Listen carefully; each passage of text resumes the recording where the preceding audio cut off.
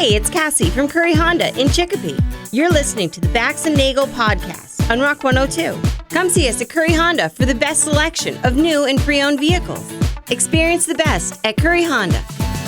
Thanks for listening.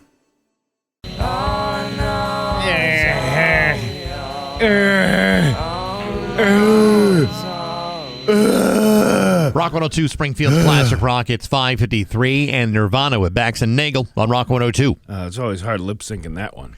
Yes, it is. Yeah, it's gonna be mix of sun and clouds today, with a high of 63. Tomorrow, more of the same with a high of 55. It's 51 right now in downtown Springfield. Hollywood Trash is brought to you by Western Mass Masons. Call them for all your foundation and chimney needs.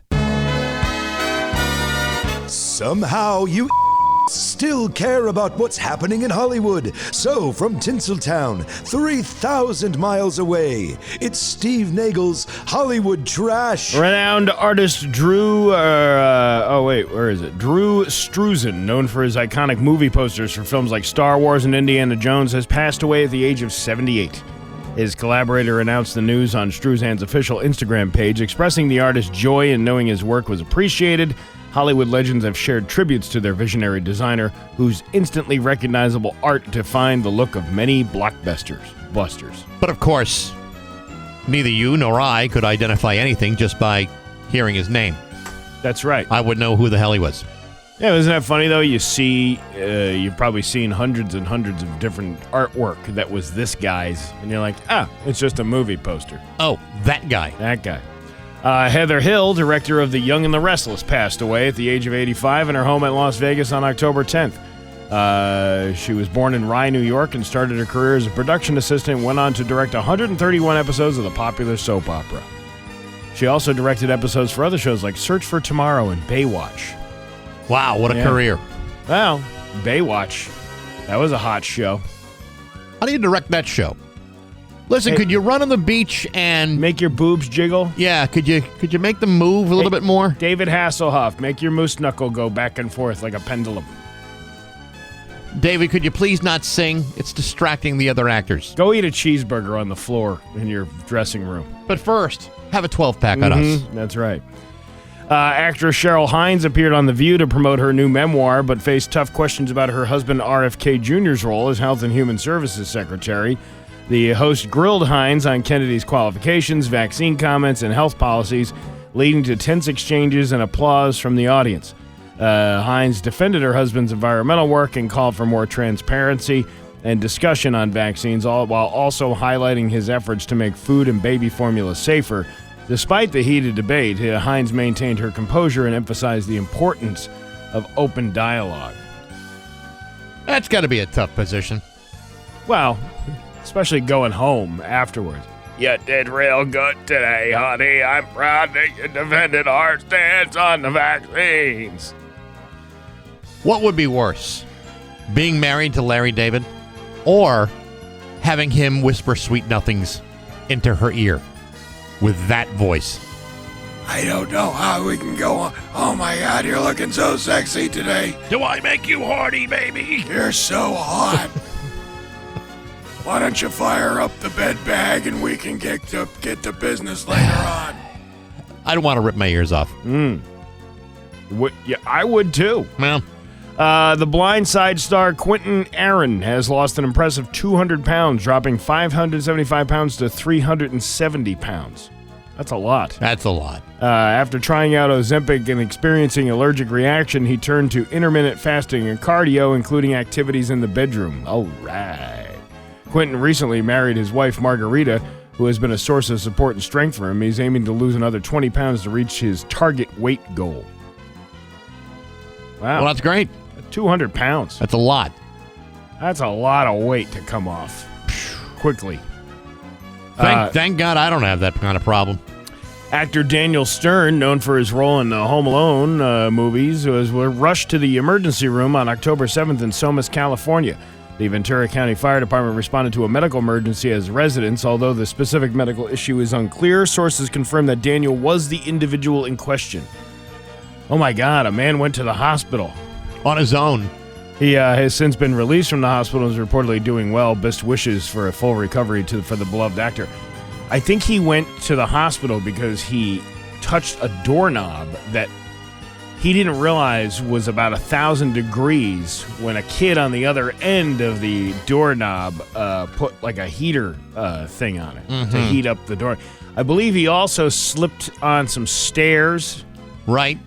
He's got lacerations to the elbow and to the face. Yeah. Steve, if I'm not mistaken, you've just described the plot line to Home Alone. Yeah, well, this is the guy, right? Can you imagine that those guys didn't even go to the hospital in that movie?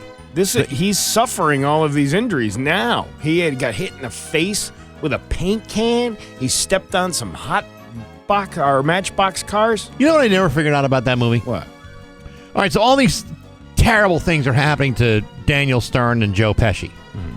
That's a very nice neighborhood. There had to be other houses to want to rob. They did rob the other houses. I know, but if you're experiencing problems, even one problem, even a problem twice, you give up and you move to another neighborhood. You don't keep going after the same house over and over again. Is that what it is? I just don't get it. Oh, because that was the palace. That was the one they wanted to rob. Did you even watch the movie? Yeah, no, I did. I would have given up. I wouldn't have taken so much of my time and experienced so much pain just to rob that one house. It's not worth it. I don't think you've watched the movie. That's what it's about. It's about robbing that particular house. Well, because did you watch the Cliff Notes or read the Cliff Notes? Of course I watched the movie. It just made no sense. Okay, so it's a nice house. Yeah, there's probably valuables inside, but there's also a little boy who is a real rapscallion, that kid. I don't know about you. Making up all this stuff about the most iconic movie of the 1990s. Oh, well. And you don't even know what you're watching. I know they left that kid behind. Listen, I've been watching that Three's Company like crazy. And now I'm into the Terry years. And it gets better and better? No, now I'm getting annoyed. It's like, can these people really be that dumb? Do they not know each other enough now that there is a misunderstanding? That's how you grow as a character. You start figuring it out. You know what? We were young and dumb when we started this show, and now we're mature adults. Steve, have you not seen that show? Have you not paid attention? What? It's a good show. It's all right. Kim Kardashian's new workout training videos are a hit, but doctors are warning some of the exercises could be hazardous to your health. She must have something to say. Oh my God, the last time I had anything hazardous to my health was when Ray J took off his snake poncho and gave me shafter burn in the perch pipe in that sex tape you can purchase on YouPorn for $39.95. Caitlin? I never got that down and dirty with your mother, Chris Kim, but I once nailed her to the boards with a little game of tonsil hockey. Uh-huh. A little slap chop in the busted ravioli. What are you trying to say? What I'm trying to say is she had some umbilical dip from the crotch carrot. Oh, my God. Huh? RFK? Yeah. Well, the good thing is everything was done properly and cleanly using prophylactics and birth control methods, which, by the way, could give you a tumor in your brain or even a brain worm. Oh, my God, the last time I had a brain worm. And that's your Hollywood trash are not going to do. Are you? And now, Bax's View from the Couch. Brought to you by Rocky's Ace Hardware, Outdoor Power Headquarters, Steel, Ego, Craftsman, Toro, DeWalt. Hey, good morning, sports fans. How the heck are you? As most of you know, the American and National League Championship Series are going on in baseball, and while I'm not a gambling type, it looks pretty safe to say that we're probably going to see a Mariners-Dodgers World Series. What we are not looking at is anything that involves the Boston Red Sox, and yet, that's all I can think of. Because in my mind, I'm trying to imagine what it must be like to opt out of a 3-year, $120 million, fully guaranteed contract. And for the life of me, I still can't come up with an answer. You see, yesterday it was announced that Red Sox third baseman Alex Bregman has decided to opt out of his contract that still has $80 million in guaranteed money left on the table. A contract that would have paid him $25 million a year for the remainder, and the remainder of that money would be paid out in deferred compensation until the ripe old age of 50, which I should point out is 18 years away. So why would Alex Bregman do this? Well, I think in today's uncertain economic times, it's quite clear that $120 million ain't exactly what it used to be, even if it's guaranteed. There was once a time when you could live on something like that. But for a guy like Alex Bregman, he opted to have an option every year of that 3-year contract. Essentially allows him to take advantage of his fair market value each season without shouldering the burden of being suddenly underpaid. Now, Alex Bregman has a couple of options at his disposal. He could, in theory, sign another contract with the Red Sox at a substantially higher price, or he could take a walk and become somebody else's financial problem for the next 18 years. Personally, I might have found a way to squeak by with what I had. Alex Bregman claims he enjoys playing here, but for just $120 million, he's clearly being taken advantage of. And that's simply not fair. Especially since he'll have to deal with those harsh financial consequences for the next 18 years of his life, and nobody should have to suffer like that. But hey, enough of my yapping. Sports brought to you by Rocky's Ace Hardware. Your lawn needs one last thing: a serving of Scott's Turf Builder Fall lawn food. Go to Rocky's, get a $20 bonus reward when you spend $100 on Scott's. Get a sweet payoff now and enjoy a big payoff later when your lawn takes off in the spring. And you can find it at your neighborhood Rocky's Ace Hardware. I'm Bax. That's my view from the couch. Rock 102, Springfield's Classic Rock at 6:15, and Billy Idol with Bax and Nagle on Rock 102. It's going to be a mix of sun and clouds today with a high of 63. Tomorrow, more of the same with a high of 55. It is 51 right now in downtown Springfield. So, yes, I got a phone call from a reporter at Mass Live. Yeah. To talk about the Mayflower Marathon comedy show. Yeah. A little bit about the Mayflower Marathon, but she wanted to know more about the comedy show. Yeah. And just real quick, I just want to make just a couple of corrections. One, she referred to me as a jokester. I've never been called that before. You're not a jokester. I am not a jokester. I didn't even know where that comes from.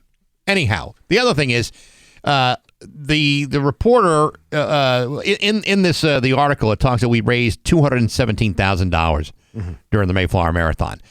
We actually raised, the final total last year was $236,049.81. All right, so it's a few pennies off. Well, I think she was going with the story they ran last year at the very end of it. Yeah. And that was before a lot of the money was counted at the end. So I don't blame her. I just want to make a decent correction. We actually did better than that last year. But either way, the Mayflower Marathon comedy show is tomorrow night. There's still some seats available. You can go to rock102.com to purchase your tickets. Every dollar goes to the open pantry. Yeah, that's the nice thing about it. Is it's all for charity. All of it. All of it. Now, you may say, you may look at the ticket price and say, well, I can't afford that. Can you afford to not spend that? That's my question. Well, when you're looking at food insecurity of 54% in Hampden County, some people might not be able to. What about our comedy insecurity? Has anyone thought about that? Maybe. Has anyone for even a brief moment thought about our needs here? No, I don't think they do. Well, then maybe they should. Well, while you were out doing God's work yesterday, I was doing my own God's work on Facebook yesterday. What happened? Well, I always like to get the top comments, especially on like a public forum kind of thing. And Channel 3 had WFSB down in Connecticut had this story about tacos. This taco kit's being recalled because some of them may contain hot chocolate. Okay. So my comment was, doesn't most taco nights end in the Hershey squirts anyway?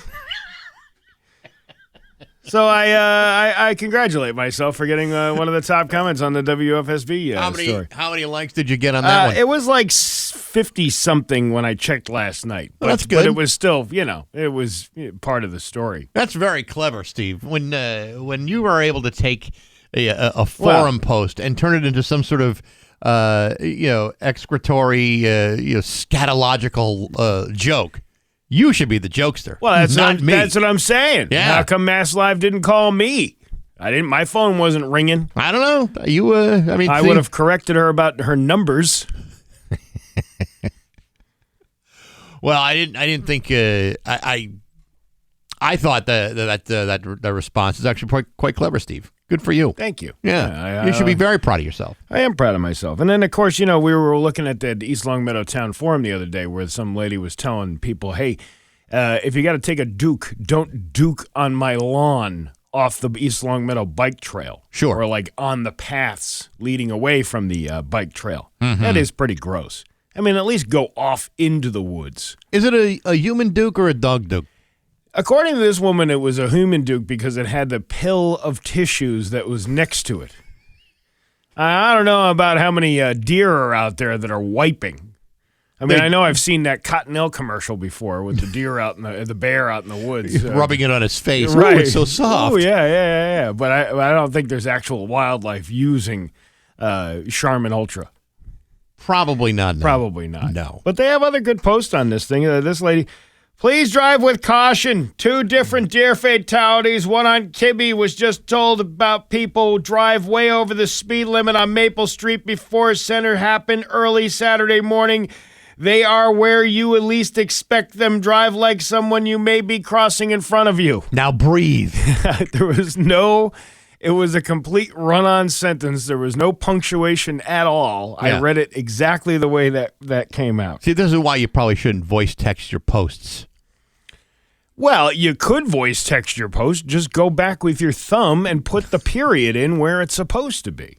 Why is that so hard to Can you do? imagine if you were actually sitting next to somebody and that's the way they spoke? Yeah. In long run-on sentences that never seem to end?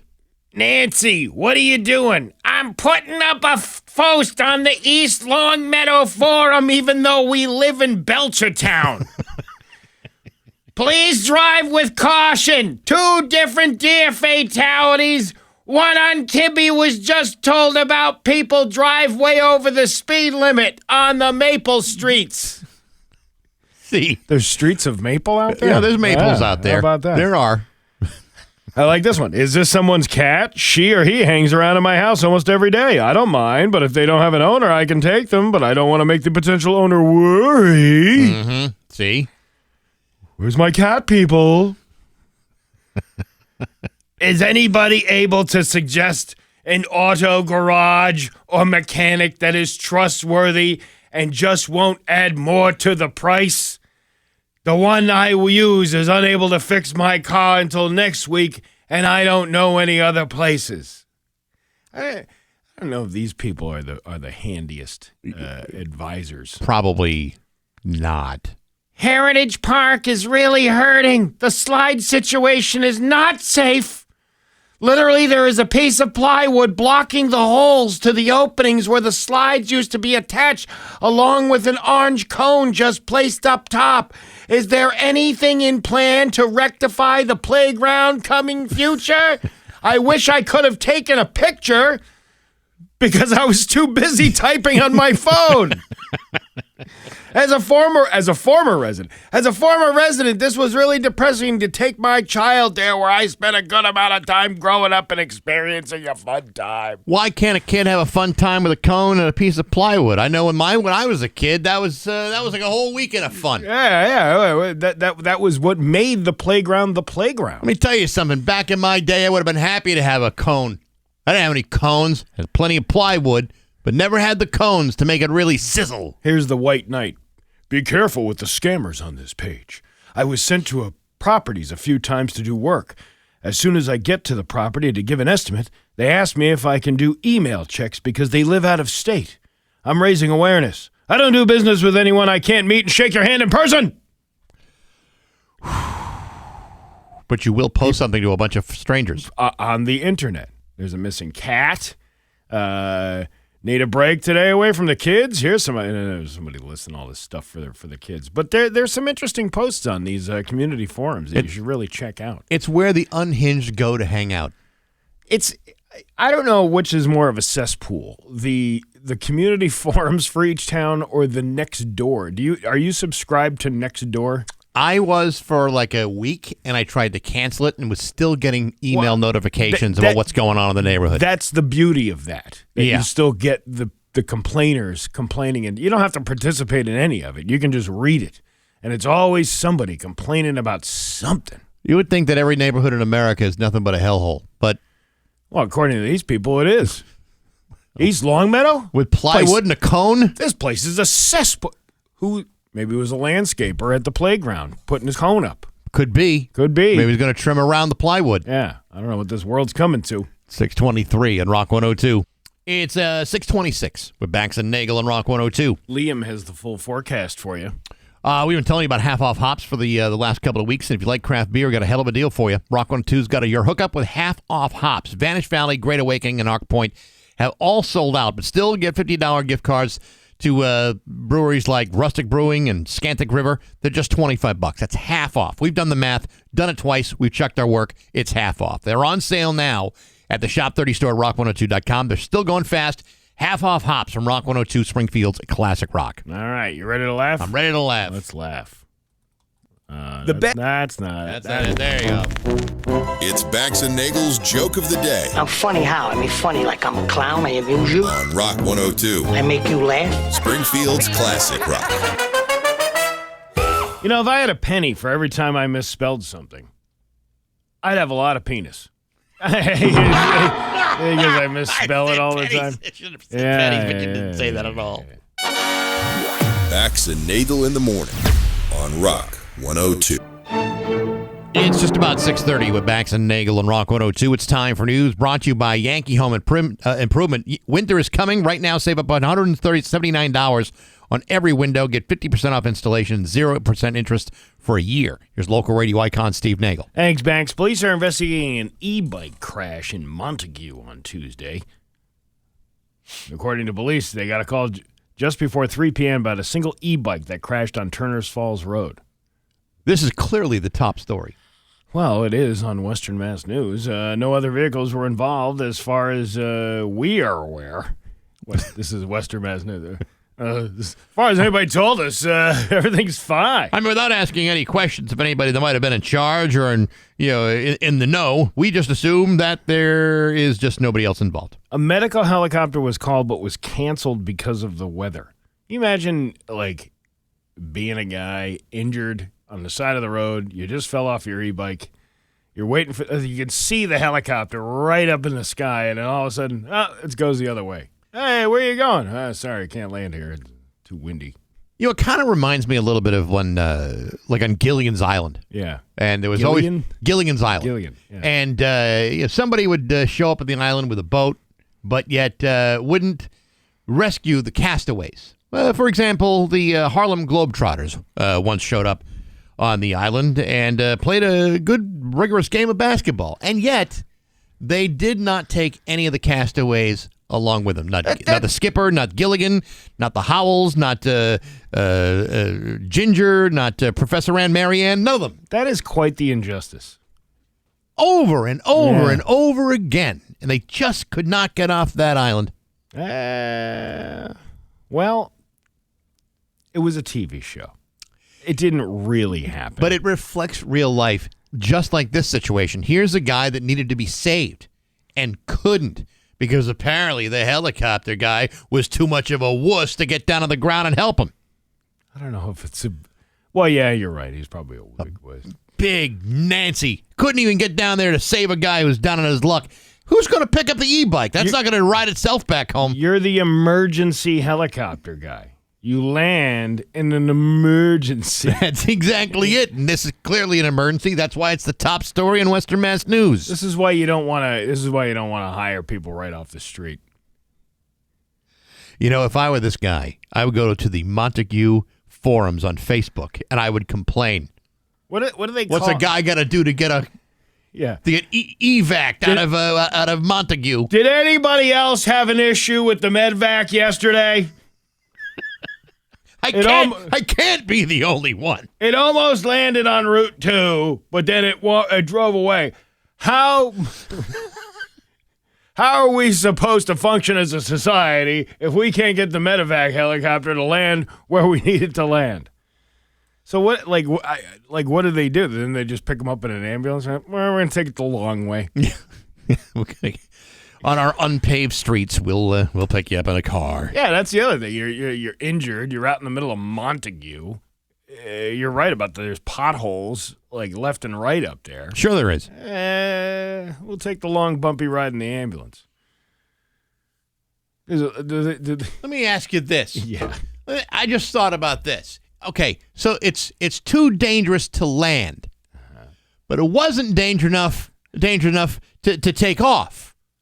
and then go somewhere else to land your helicopter. Yeah, you took it off somewhere. Yeah. How did you land it? How did it just suddenly become dangerous just because you got close to Montague? I'm waiting for the emails to come in. You guys are a bunch of idiots. The guy never even took off from the heliport. That may be true, sir, but that's not what the story says, is it? We're just going based on what we know. What we didn't see. The West Springfield Police Department have identified 3 women suspected of stealing thousands of dollars in merchandise from a local retail store. We won't tell you which one, but it was in the Century Plaza. Okay. Where approximately $4,300 worth of clothing was stolen. Investigators say 2 of the women are also believed to be involved in separate larceny in Holyoke, where about $2,000 worth of merchandise was taken. Police have released surveillance images of the suspects and urged anyone who recognized the individuals to come forward. Well, what's over there still? In Century? Yeah. It was a TJ Maxx. Okay, all right. That could be... I mean, is the Sabre still over there? Well, there's that Lifeblood place. Yeah, I don't think it was that store. Yeah, probably not. Yeah. I mean, unless the lottery is there. Could steal a bunch of scratchies, I suppose. Skechers. Those are very comfortable shoes. There used to be a Chinese buffet in there, but that went by the way of the dinosaur. Never really took off. Don't know why. Who doesn't love Chinese food? The Big Y and CVS. It's all in that one plaza. I guess there's plenty of stores where you could steal, that much merchandise. I suppose. But this gal, I'm not here to judge, but you could easily catch her running out of a store. I don't think there'll be a lot of running. You don't think she's fleet of foot? I believe if she wound up with a bruise on her face, it would be from the ginormous boob that slapped up when she ran. All right, okay, so what? She's bosomy. Is that any reason to say she's not speedy? Well, if you're going to try to make a getaway.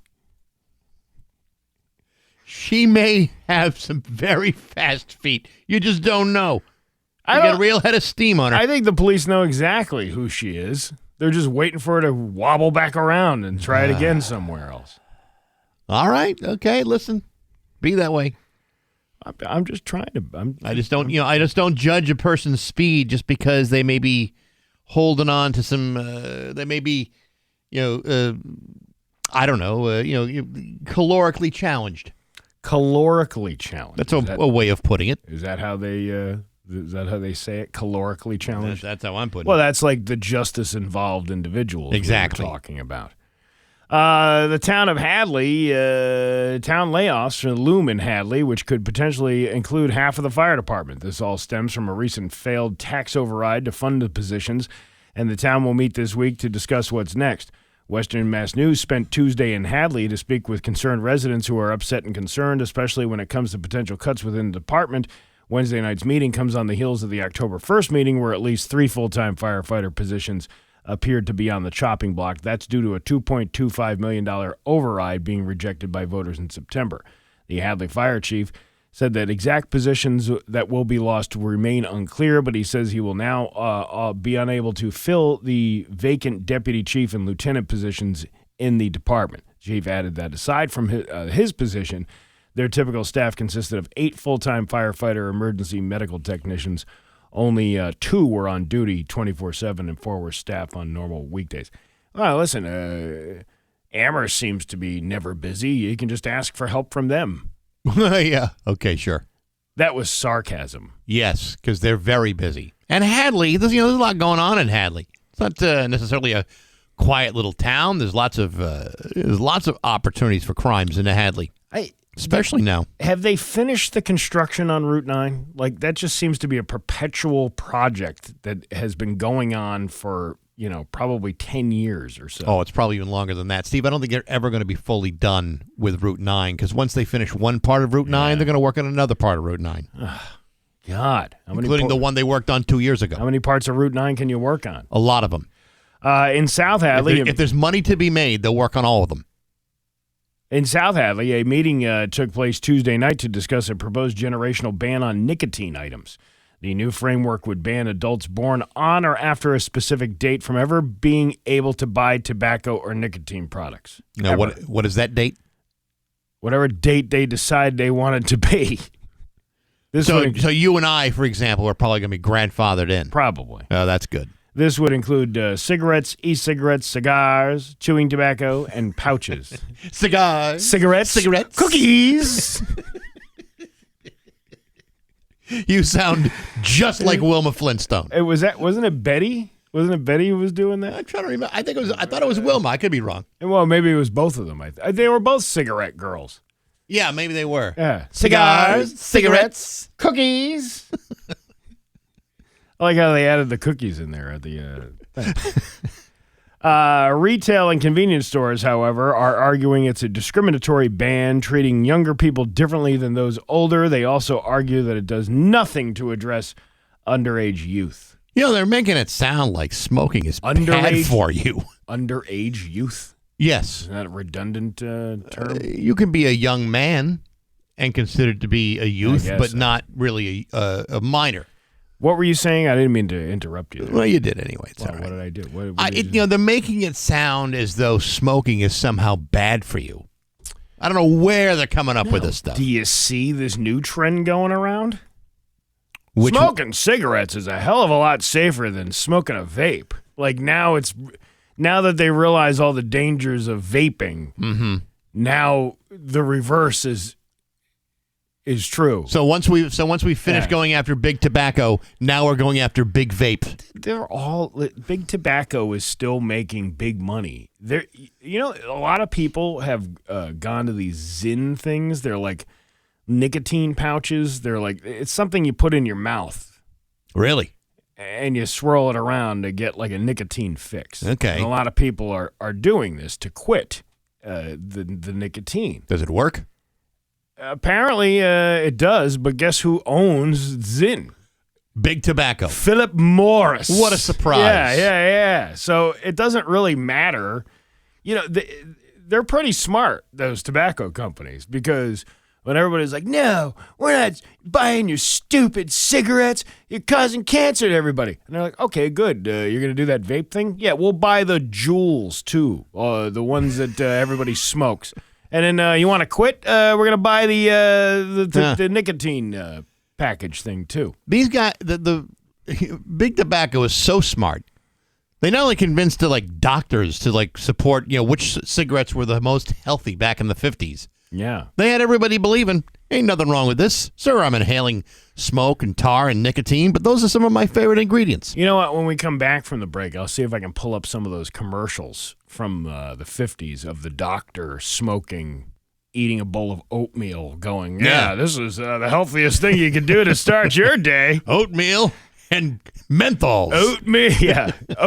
Quaker Oats and GPC cigarettes. Nothing goes more with a bowl of bland oatmeal than a Lucky Strike. Kellogg's mentholated flakes. Would you walk a mile for a camel? Well, that camel would walk a mile for these Quaker Oats. Or would you walk a mile for a fresh tank of oxygen? Well, I could do that, too. All right. I told you I knew those old people that when I worked at a bar when I was a teenager. When I was in Syracuse, I worked at a bar, and on Sunday afternoon, Bev and Bill would come in, and Bill had an oxygen tank for any number of reasons. Sure.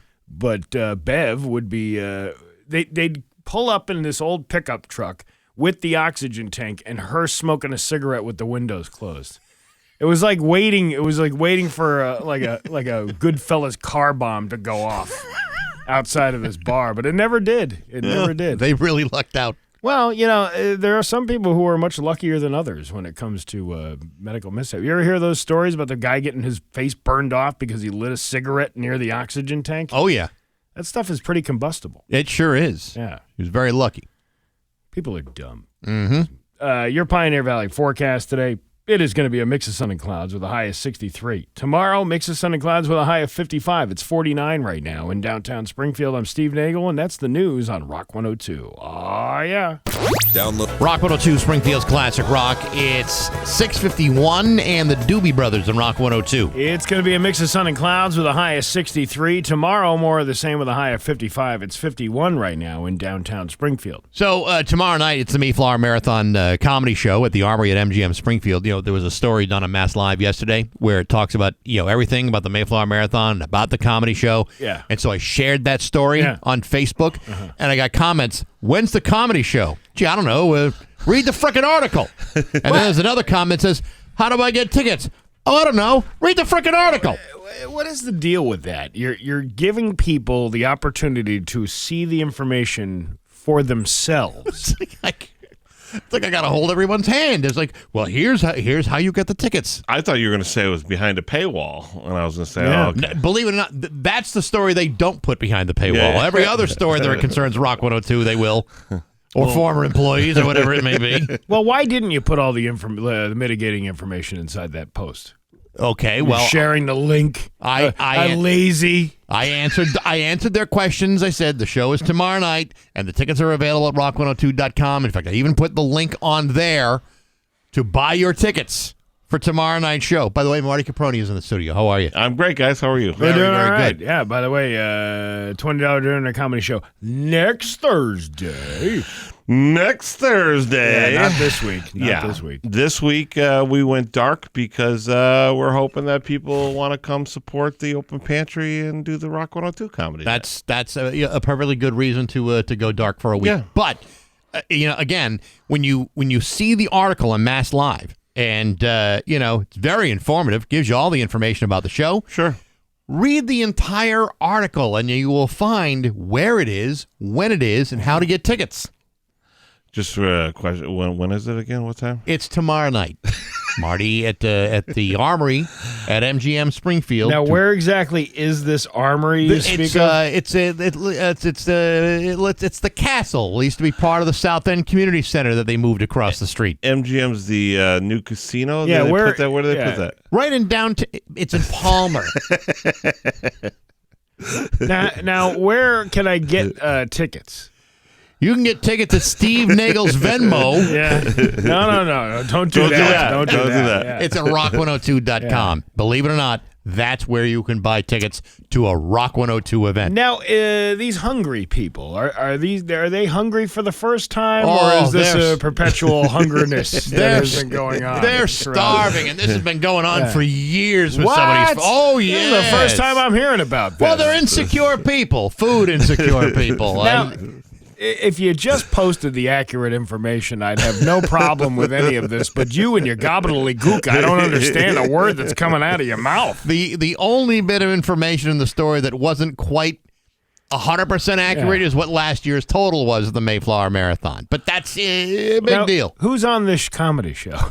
Well, let's see. There's a guy named Steve Nagle. Never heard of him. A nationally touring, nationally recognizable comedian who's been on The Tonight Show.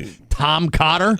Is that the guy that lost to the dogs on that show? That's right. He lost to the dogs. Yeah. You guys couldn't get the Elate dogs? You couldn't book the Elate Actually, I believe most of them have all gone to the Rainbow Bridge. Yeah, I think they're all at the Rainbow Bridge. It's been over 15 years It's been now. a long time. Yeah. They should do the right thing and award Tom winner in their absence, like a president, vice president. Yeah, I don't know if he that won. works. He outsmarted those dogs. They were smart, but I don't know if there's a line of succession in America's Got Talent. There's a winner, and then there's everybody else. Well, listen. What station is it for again? It's for Rock 102. It's a very popular radio station. Has been for like 30 some odd years that's or here. more. That's yes, here. That's here In Western Massachusetts. We actually work in that building. Huh. 102.1. That's the one. Yeah. So you've heard of it. I have. Oh, good. Baby steps. We don't work in this building. We survive in this building. But I bet you we couldn't get medevaced on a Montague helicopter we had to. No, but we do get the general manager handing a bucket full of stuff to us every day. You put the lotion in the basket or it gets the hose again. puts the lotion in the basket. Yeah. Boy. Anyway, so yes, so Marty will be here for the rest of the day. Right. Nate Costa from the Thunderbirds will be on the phone with us, and we got other things going on today too. We'll give you all the details about a comedy show coming up tomorrow night at MGM. Yeah, there'll be lots of information passed around today. Perfect. It's 6:57 at Rock 102. And now, Bax's View from the Couch. Brought to you by Rocky's Ace Hardware, Outdoor Power Headquarters, Steel, Ego, Craftsman, Toro, DeWalt. Hey, good morning, sports fans. How the heck are you? Folks, I realize it's been over 29 years since John Calipari was the head coach of the UMass Minutemen. Most of the players he had during those final years at UMass are old enough to be grandparents by now. The truth is that John Calipari has had a long and storied coaching career since leaving UMass in 1996, whether it be through the New York Jets, the University of Memphis, Kentucky, or as the current head coach of the Arkansas Razorbacks. Coach Cal's won a national championship. He's enjoyed 6 Final Four appearances, 4 of which still count, and of course he was inducted into the Basketball Hall of Fame in 2015. However, yesterday, John Calipari made a few statements during the SEC Conference Media Day about the current state of college basketball, reflecting on how some of his fellow coaches have been leaving the game due to things like NIL contracts and other considerations. And while he claims he's not ready to leave his job at Arkansas, he did say this, quote, "I want to help 25 to 35 more families. The only way to do this is to be a transformational coach. If you're not, you're transactional. If I become transactional, like I'm going to pay you this much to do this or that, then I won't do this anymore. I don't need to." Well, interesting point. So let me ask you this. When Coach Cal says he's not going to be a transactional coach, was he being transactional when Marcus Camby was busy getting hookers, cash, and jewelry from team boosters for he and his friends at UMass in the 1990s? Was Calipari being transactional when he was forced to pay a $100,000 out-of-court settlement when Derrick Rose falsified his SAT results while being recruited at Memphis?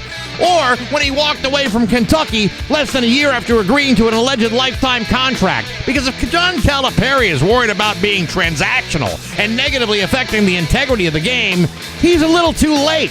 Because it seems to me there have been transactional situations going on for years right under his nose for the last 30 years. And the last transformation he's ever been a part of is when he transforms into another head coaching position every 9 years. But hey, enough of my yapping. Sports brought to you by Rocky's Ace Hardware. Craftsman Toolbox, $20. Craftsman 24-piece mechanics tool set, $20. It's the Craftsman $20 tool sale at Rocky's. Good deal on Craftsman and the only sensible place to buy tools, Rocky's Ace Hardware. I'm Bax. That's my view from the couch.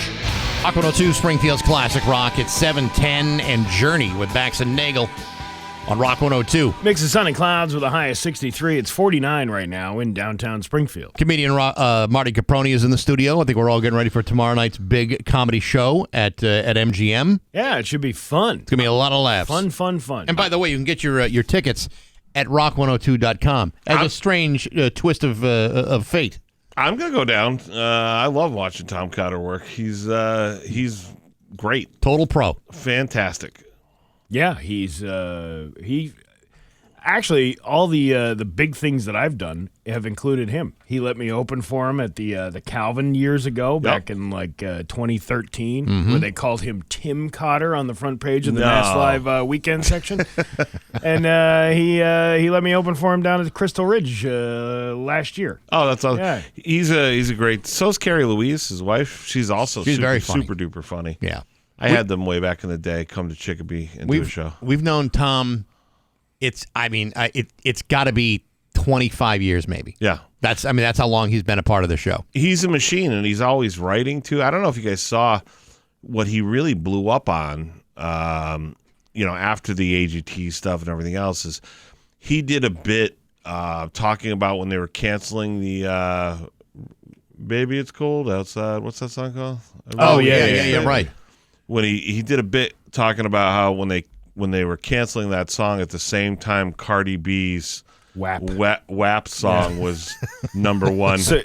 Yeah. And he read the words to both. It was so great. Contrasting them both. Yeah. One was cancelable and one was perfectly acceptable to put on it got millions.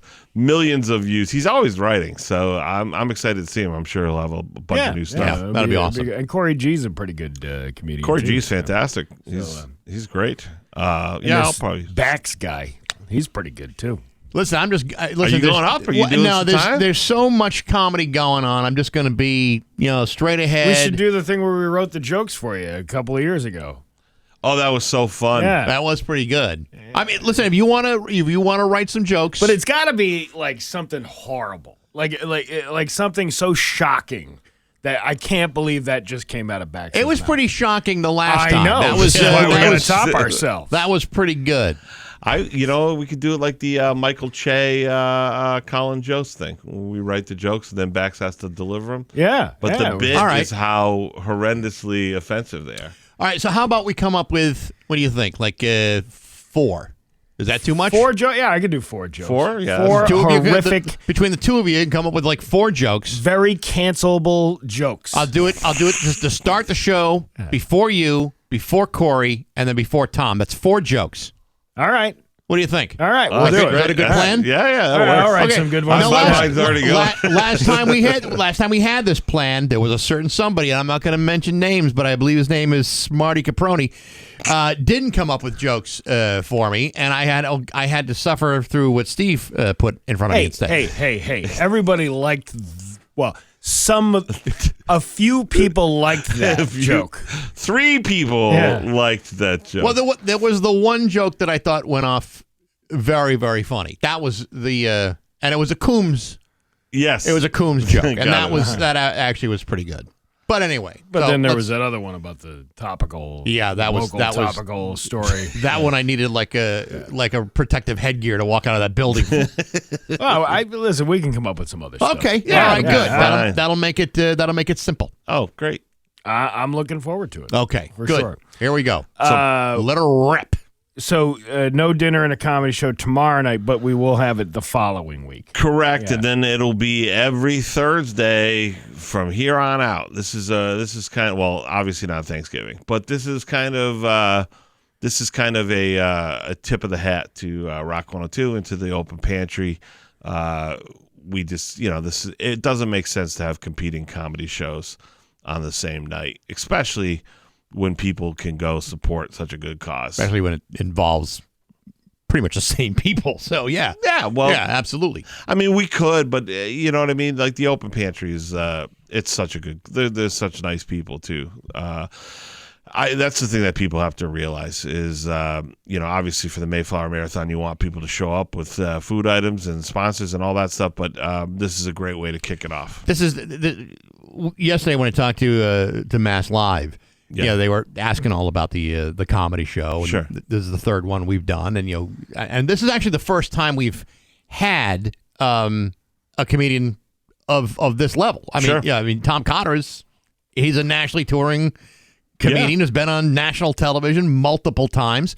This is the biggest comic we've had. So, I mean, I think it's great that he's going to be here, and I think anyone who's going to miss it is going to wind up kicking themselves in the pants. It's going to be a great night out. That's the way I see it. Like I said, I don't want to miss it. I'll be there. Yeah, where else can you see a big national headliner like that where all the money goes to a local charity?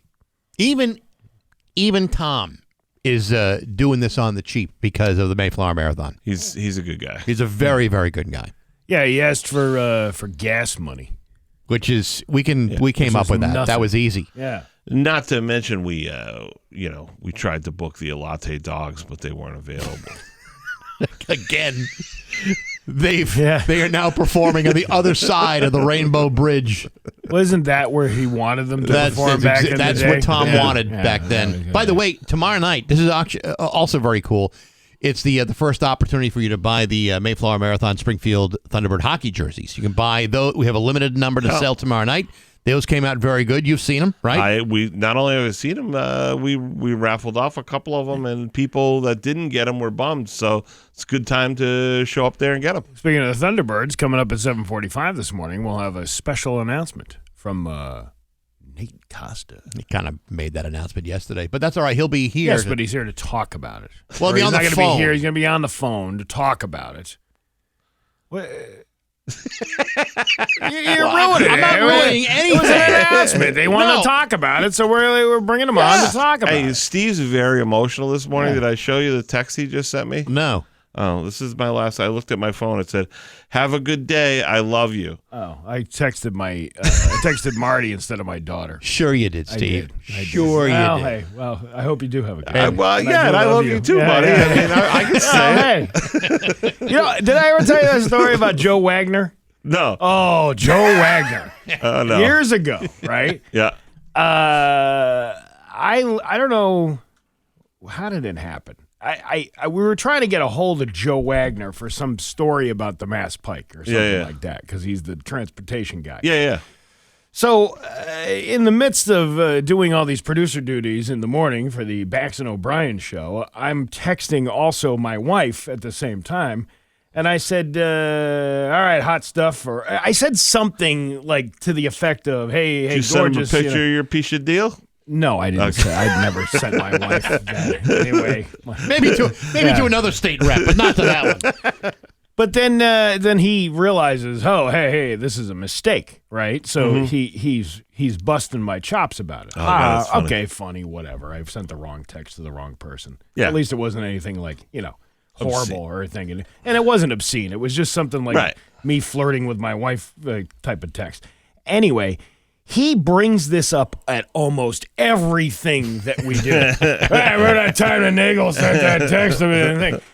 We go. I was hired as a DJ for the opening of a brand new business in Chicopee. It was like some kind of contractor supply place or whatever. Okay. They're opening up this place and they had the catered with the log cabin, and it was a whole big to do. I think I know the place. And everybody was speaking. There was all these local people speaking, and Joe Wagner was one of those people speaking. So then he gets up there, and he proceeds to tell the story again to these people who really don't have any idea who I am anyway. That's funny. But he's telling the story, and then he keeps referring to the business owner as Steve because he just told this story about me. And so the rest of his speech about presenting, what a great welcome in small business to Steve here, who's and then he gets off and he's like, I got you on that one. I'm like, actually, you got yourself because his name is Rick and my name is Steve. Yeah. See how easy a mistake can happen? Karma comes back to bite you in the That's it. That's right. That's it. But it's nice to know that the two of you are in love. I think that's really nice. Yeah, it's fine. I had my suspicions. Hey, you know what? This weekend we did a show up in Saratoga, right? Well, Actually, you did a show up in know. Saratoga. Steve got hosed. Yeah, I got hosed. Yeah. So I asked the headliner, I said, hey, do you mind if I bring Nagle to do? He goes, no, I love Nagle. He's like, yeah, have him come. I go, he doesn't need a ton. He just wants to work like 5 to 7 new material. He goes, tell him to do whatever he wants. Tell him to do 10, 12. I go, okay. All right. So I tell Steve. So we jump in the car. We drive up to Saratoga. We get there. The kids who are promoting the show were like, yeah, so Steve's going to go up. And the kid's like, oh, no, we already have a guest spot.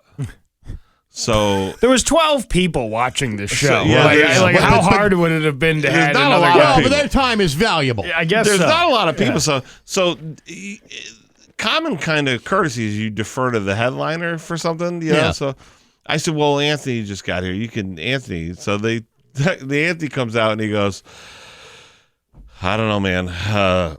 They just kept saying they have a guest spot. I said, well, when my buddy Travis gets here, we'll talk to Travis, and he'll talk to him. He had no pull either. And he had no pull. Yeah. So Steve goes, well, I guess if you're doing that, I guess, can you drive home? Yeah, I'm going to go pop an edible. So he popped an edible. And then why not? Well, it was a great time, though. We had a blast. So we're driving home. We're having fun and everything. And Steve goes, I'm so hungry. I said, hey, let's stop at the Subway with the lady who thinks we're a gay couple. Oh, going back. Yeah. Yeah. It's the Okay. same route home. So we stopped at the subway, but no girl who No, thought we were no, this we just two dudes shoving these giant footlongs in our mouths Yeah. the whole time. Yeah, but did you have a sandwich too? Yeah.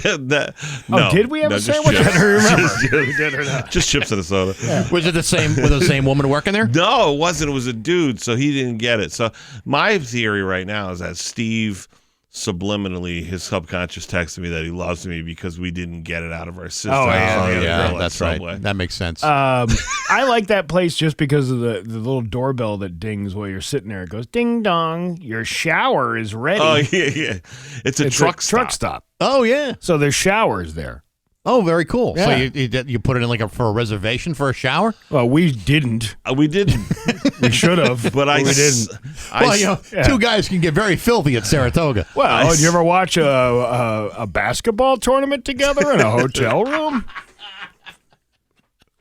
We could do that sometime, Marty. It's 7:22 with Bax and Nagle at Rock 102. It's 7:24. 7:25 rather with Bax and Nagle and Rock 102. It's 7:24. It's not 7:25. You're 2 seconds away. No, you can't make it You can't make it speed up in time by saying the wrong time. It's now 7:25. Now it's 7:25. Okay. Are you done splitting hairs? Or are you just going to keep going after? No, it? because people notice they're sitting in their car and like it's not 7:25. It's 7:24. That's why I said clock off. I believe I said it's coming up on 7:25. Both of you are right. Just so you know, right now, I'll tell you why. I just read an article the other day. China made a dam that's so big. How big is it? Yeah, but it's so big that it slowed the rotation of the Earth. See? So was I wrong? I guess you weren't wrong. Oh, Sorry. okay. Yeah. All right. No, you're both right. That's You're right. both right. Fine. See? I'm a peacemaker. Listen, I'm still hung up with the international date line. All my settings are wrong. So what are you going to do? Are you still on that? You still got the European clock we gave you? Yes, that's right. 10 hours behind everything. I go by the shadows of the sun. That's what I do. You make people freak out. Yeah, when you say that because they're listening, they're not even looking at a clock, and then they hear you go, It's 6:26. Yeah, all right. And I'll tell you what. It's actually 7:26. If I have ruined your life in any way, shape, or form over the course of the last 30 some odd years, I deeply apologize for it. I'm just trying to help you out. I know you're trying to listen. out. Yeah, because without your suggestions, there's no chance in hell I'll make it in this business. They got no chance at longevity at all.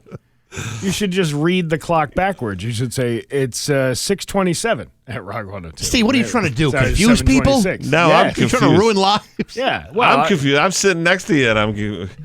Now, this feels like Abbott and Costello. Who's on first?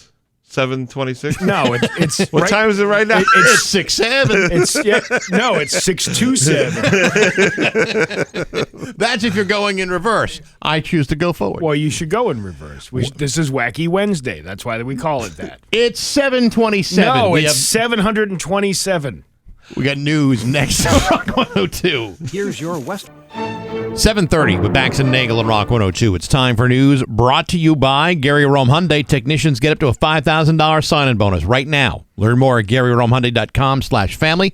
His local radio icon, Steve Nagle. Thanks, Bax. The suspect arrested in connection with a police standoff in Wilbraham faces 5 charges. On Friday, October 3rd, officers were called at around 7:15 a.m. for reports of a man threatening a person with a firearm. Wilbraham Police Chief Edward Lennon said that when officers arrived, they encountered a man who was armed and firing gunshots. Due to the threat, the Mass State Police Special Tactical Operations Team was called in to assist, and a shelter-in-place was issued to residents. The suspect was taken into custody around 12:30 p.m. and a shelter-in-place was lifted. No injuries were reported. 22 News obtained the court documents from Palmer District Court on Tuesday on the suspect, 33-year-old Nadal Sholey, a resident of Crane Hill Road. His initial court appearance was last Friday for an arraignment hearing on the following charges of strangulation or suffocation, discharging a firearm within 500 feet, violating a prevention order, improper storage of a large-capacity firearm, and unlicensed to sell or possess an assault weapon. Hamden DA spokesperson Peyton North said that Sholey is being held without the right to bail pending a dangerousness hearing, which is scheduled via Zoom today. Well, at least he doesn't have to wear pants while he's on Zoom. No, he doesn't have to do that. When you appear like that, the judge can't see from the waist down. That's So you true. can are you wearing pants? No. What? Well, come out from. No, I can't. I plead the fifth with my pants.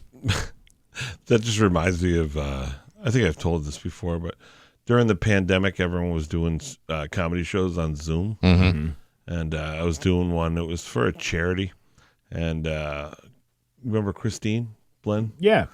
Christine's dad was on the show. Great guy. The awesome, super guy. Having a time of his life, sitting there with a whiskey or whatever, I think, or I don't know, watching the show. Then he got up to use the bathroom, and he wasn't wearing pants, or his pants had a malfunction. His pants had a malfunction. That's what it was. And God, did that make a real fun rest of the show. It sounds terrific. Sorry I missed it that day. I can't stand that with the Zoom thing. It's too personal. I can't do FaceTime with people. Do you do FaceTime a lot? Nah, not really. Do you do FaceTime? I do sometimes, like with my daughter and stuff like that. It's definitely a generational thing, though. Like, you're not doing it all the time with people that you know. No, but here's the weird thing. The weird thing is kids don't like if you call, like if I just call my daughter unprompted, you would think like a person just took a dump in front of her. She's like, "What are you're calling?" Like, but yet FaceTime's not a problem. I don't get that. I don't want anybody seeing what I'm doing on the other side of the phone. Not that I'm doing anything nefarious. I'm just saying. Have you ever been on the can and you get a FaceTime, but it's one you absolutely have to answer? Yep. Yeah, me too. Why are you bringing your phone into the bathroom with you? What? I always bring my phone to the bathroom. Because I'm a normal human being. I don't bring my phone into the bathroom with That's because you live out in the country. You guys are weird out there. What do you mean weird? Listen, if I'm using the bathroom, I'm looking through my social media. I'm playing games. That's my time. Yeah. Is that like a common thing? I think most people do that. Listen, I play this stupid video game on my phone called PUBG. Yeah. If anyone listens and they play, feel free. I'll give you my name. I play this PUBG on my phone. Sometimes, if you're in the middle of a match, and you got to go, nature calls, you're not just going to quit on your teammates. Listen, you got to do the right Right. thing. Take the I guess phone you got to do what you got to do. Listen, I got words with friends to catch up on. That's the best time to do it. I need focus when I'm in there. I can't be. The hell are you doing? Are you doing like science experiments in there? No, I want to do whatever I need to do and then leave. Why is it? See, that's a Huntington thing. You guys, the clock moves slower out there. You guys are different pace, less cows technology. to milk. You got all that hay to be tossed up in the upper part of the barn. You actually have a barn. I do. There's no animals in it yet. Yeah, I can't wait to get it. Just hookers.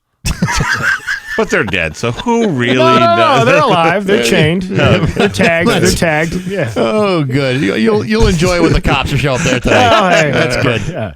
There's only one cop in town. Steve knows him. He told me when I dropped him off after Saratoga. He said, that's fine. If you go this way, you're going to see the Montgomery cop. If you go this way, you're going to see the state trooper. the state trooper. Yeah. It's the guards. It's the guards on the edges of the hill towns. The state police. You really can't get in and out of guy. your town without seeing a cop. Well, listen. There's only two ways in and out. Eventually, something is going to happen where they will be needed. Actually, they respond to quite a few calls out there. There's more accidents, I think, than anything. Meth trailers blowing up. Not yet. Okay. Yeah, they haven't discovered that part. I actually like where you live. I find it really peaceful, and coming from Chicopee, I find it. Everything out there moves slower and it's nice and everything. That's why I live out there. But then every time I drive to your house, I'm like, how does he do that every morning? It's like long 45 way. minutes. But it's not that bad, though. Like, you get used to it. I've been doing it for 20 years now, so it's not... See, to me, it's a 12-minute drive. Yeah, and that historically has been kind of a long drive. There was a time I lived 1.9 miles away, right, and it was glorious. Yeah, but that's because what you're used to. You're used to doing that every day. If you were used to doing 45 minutes, you would do 45 minutes. Well, when I first got into the area in '95, I was living in Westfield, and I was like, "Oh, this is a drag." Yeah, and your place is 25 minutes from Westfield. Depending on where you're going. Which side of Westfield are you going? Well, when you're going to work, that would be the one thing I'd be thinking of. Well, you get, the thing is when some, like if I bring my kid to like their friend's house, Yeah. it's like, oh, they're in the next town over, but it's still 30 minutes away because it's like the so- areas of the towns are so big. Yeah, and see, when you live like in a place like Chicopee, you there's a highway everywhere, right? So literally, if I want to be in Hartford, I can be in Hartford in under 30 minutes. Well, that's the benefit of living there in Chicopee with all you city slickers up there. Right? Yeah, All the hustle and bustle. all this metropolitan, classy. Yeah. And it's just a different. But I do get jealous when I sit on your porch, and I'm like, Nice and quiet out there. It's really nice, Yeah. but it's just, I don't know. It's just the drive out there every time. If I didn't have places to go, I would be like, this is my dream place. I go to places all the time. It's just an extra 20 minutes to get there. That's all. Speaking of the hill towns, approximately 80 people, including generations of descendants, representatives from the Daughters of the American Revolution, Blandford residents, and officials turned out for the dedication of the Revolutionary America marker to Patriot Jethro Jones on October 11th. I drove by the cemetery the other day, and I saw these people all dressed up, standing next to the grave sites of the people that they represented. What? They were like pretending they were the people that were in these grave sites, these famous That people. didn't freak you out? I didn't know this until after. I just saw them standing in the graveyard talking to people. Bunch of people in Revolutionary War attire? The main speaker at the dedication was Jocelyn Jones Arnold, the great-great-great-great-granddaughter of the Patriot. The marker is located at the intersection of Blair Road and Jones Road in Blandford, where Jethro Jones and his family resided from the late 1700s until his death in 1828 at the age of 95. Who can ever forget the great accomplishments of Jethro Jones? Yeah. Didn't he shoot the land and some oil? Bubbling crude came up or something like that? Oil? I believe he did. I believe he did. And then he also had a song in the 80s, I believe, Jethro Jones. With a lot of flute? Right Here, Right Now. That was a great song by Jethro Jones. No, that's the No, that's not the Jonas Brothers. That's Jesus Jones. Jesus Jones. Oh, Right Here, Yes, Right thank Now. Right Here, Right I Now. love that song. Oh, that is one of doesn't? my favorite songs from the 1990s. It's a song about hope, Oh, really, yeah, really. sure did. Like really you hits hope it. this song ends quickly. Hits really you hits right. you in the feels. It does. It hits you right. It warms the cockles of your heart. Your cockles, huh? Mercy. That's where you want all the warmth. Didn't you have you never had your cockles warmed before? I've stayed in Cockles Harbor. Oh. Well, if you want your It's an actual cockles harbor. warmed, Is that what you call it? Yeah, no. if you want your cockles warmed, listen to Jesus Jones today. Okay. If there's the one piece of advice that I can give you. He'll warm your cockles right here, right now. Yeah. I think it's a them. I think it's isn't Jesus. It's not Yeah, like no, one it's guy, a band. right? It's a band of Is it of them? fellas. It's the fellas. It's Jesus Jones is just a group of dudes. It's not like one guy's named Jesus Jones. I remember working with a kid years ago. He was fascinated with they took Aerosmith and Eminem. Yeah. And they put that what was the song that Eminem did with Aerosmith, or he took the sample. You're of the thinking song. of Run DMC. No, it was Eminem, and he did it. He took a sample of that Aerosmith. Was it song. Sweet Emotion he did? No, it was Dream On. Yeah, it was Dream On. That's right, Dream On, And yeah. then, so this kid, the kid was probably like 18, 19 years old. I worked with him in the railgun. He's like, "Hey, man, did you ever hear this band Aerosmith?" I was like, "Yeah, I've heard of them before." And he goes, "Man, that guy Smith is awesome." See, but people don't know. right, They so think Jesus Jesus Jones is not a real person. It's a group of people. That's a they, them. And Aerosmith is also a group of people. There's no guy named Arrow and another one named Smith. So is Pink Floyd too? No. No.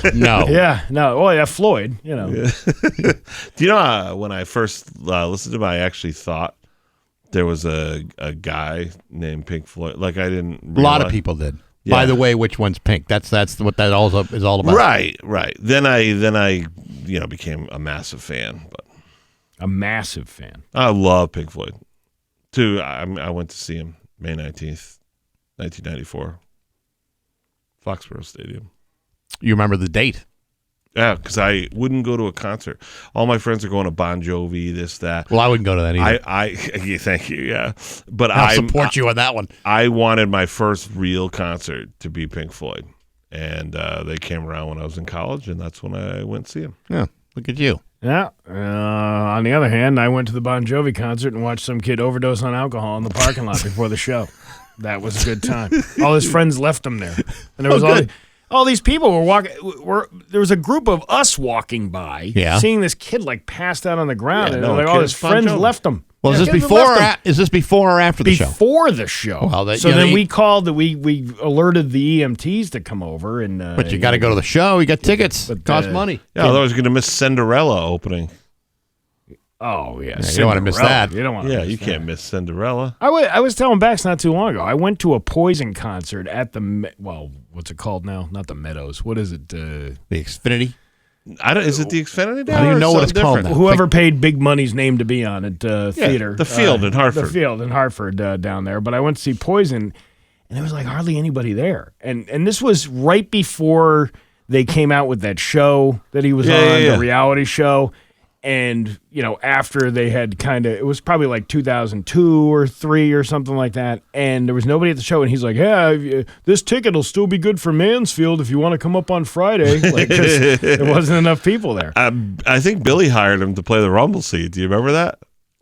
They did. They did an acoustic set, and the bus got shot at. Yeah, right. That's the story, but it's not the real story. What was a BB gun, right? That's what they said, but it was probably not. It was probably like a car went by and a thing flipped off the road and hit the thing. From what I remember from Mass Live, because they are so accurate, a bullet went through the window of the bus. Or, and stay with me on this, because maybe I'm a conspiracy nut. Or maybe they were really upset they were playing the rumble seat, and they were like, we need to get back in the national news. How can we get back in the national news? Let's pretend somebody just shot at us. Go throw a rock at the bus, and we'll say someone shot at us. I guess we could.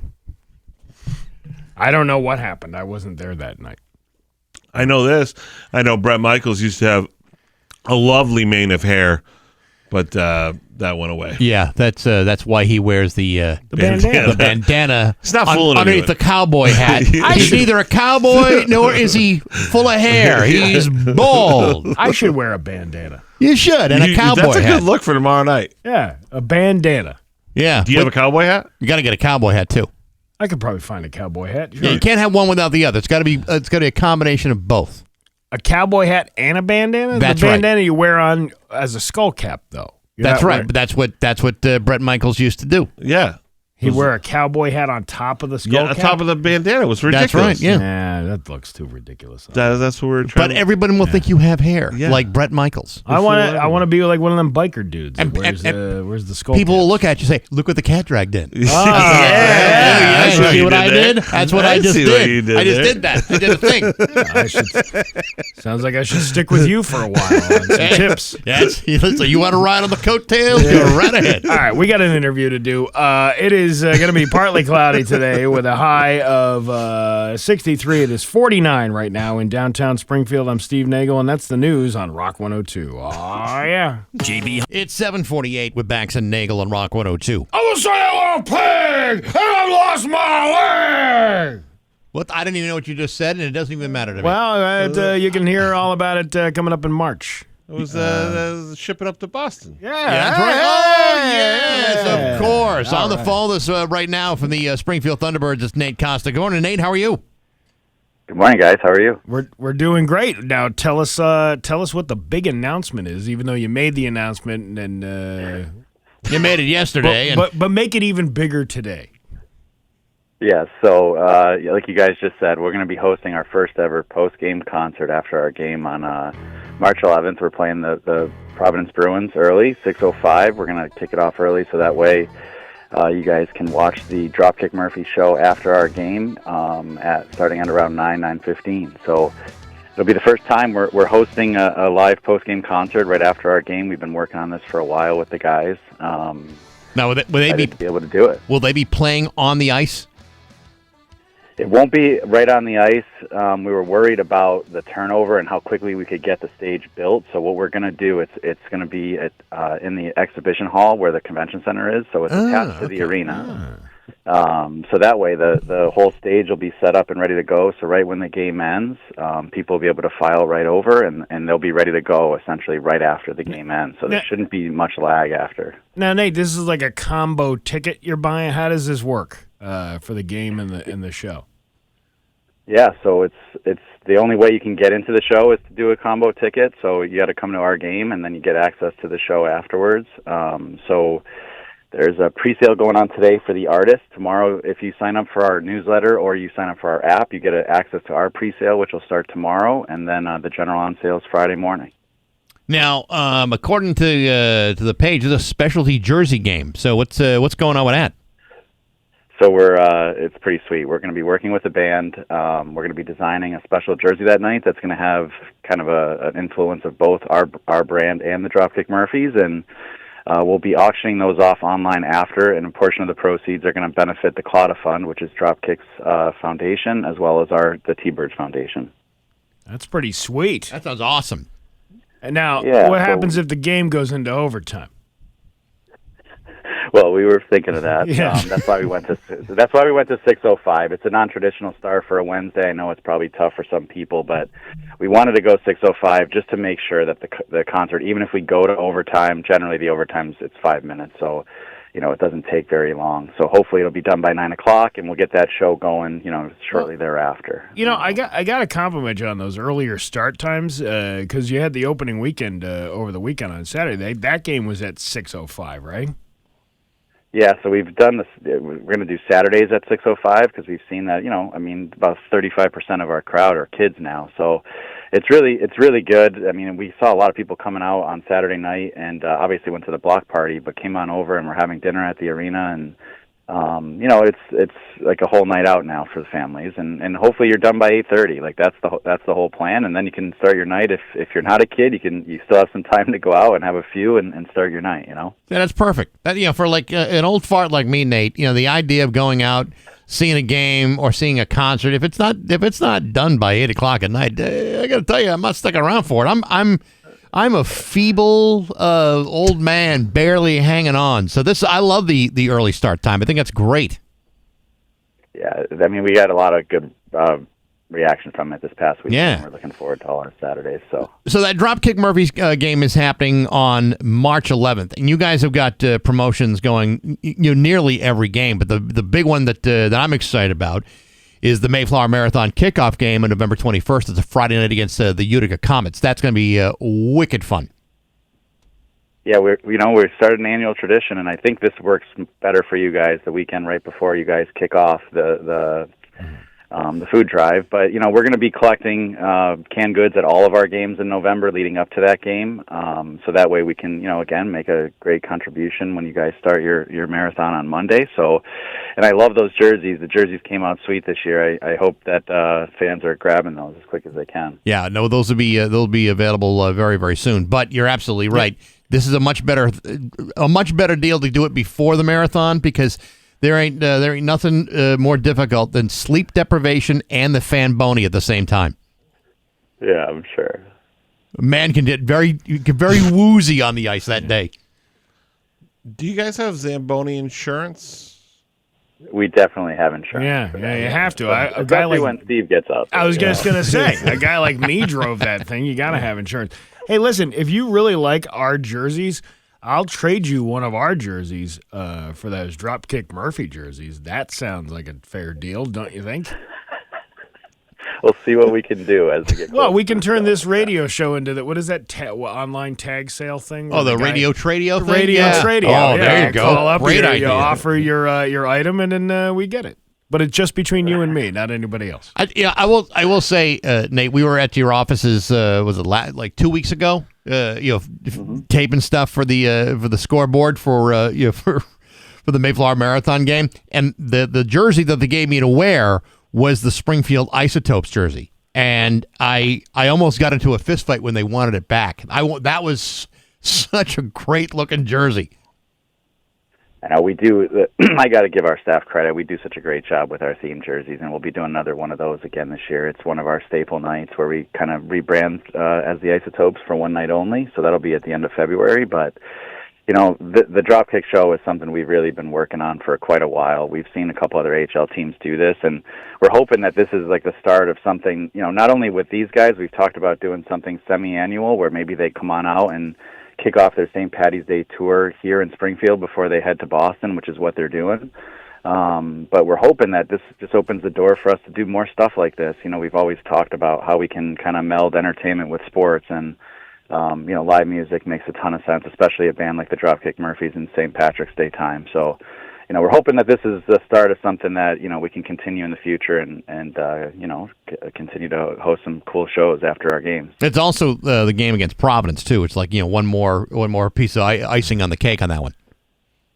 Yeah, that was what the thought process was, right? A lot of people want to see the baby Bruins, so we're hoping that along with the show on a Wednesday night, will be something that people want to take in, especially around St. Patty's Day, right? And it'll be the first time we're ever wearing St. Patrick's Day themed jerseys. We haven't done that yet, so I know our fans are super excited about getting their hands on those.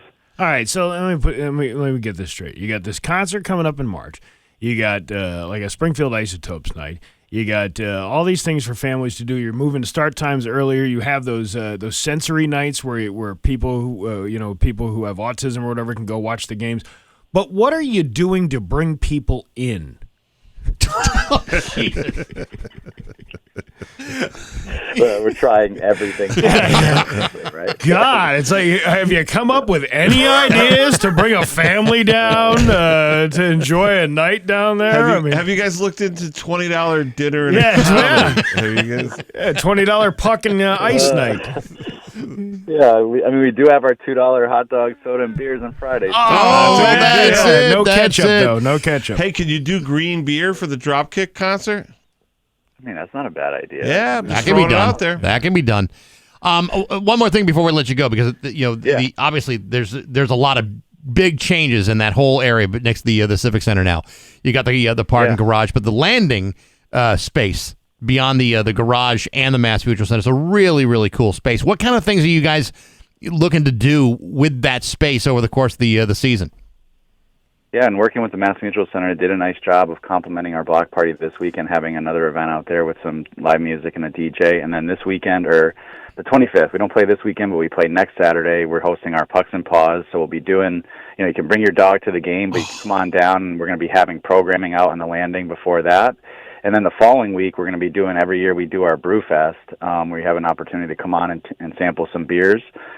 We usually do that in our back concourse, but we'll be hosting that out on the landing too. So I think that's really going to take that event to the next level. And we're hoping that, hopefully by springtime, that this event with the Dropkick Murphys will be one that we can really activate as well, and hopefully do some fun stuff out there before the game as well. So, it's like you said, it's turned into a nice congregating spot, right? And there's a lot that we can do to activate that space, and it just, it's a pretty cool looking spot down there. I got another idea. It's better than the green beer idea. What's that? If you're doing the Pucks and Paws, is there like Dakin or O'Connor, one of those the adoption places where they can come down there in case you go to a hockey game and get yourself a dog?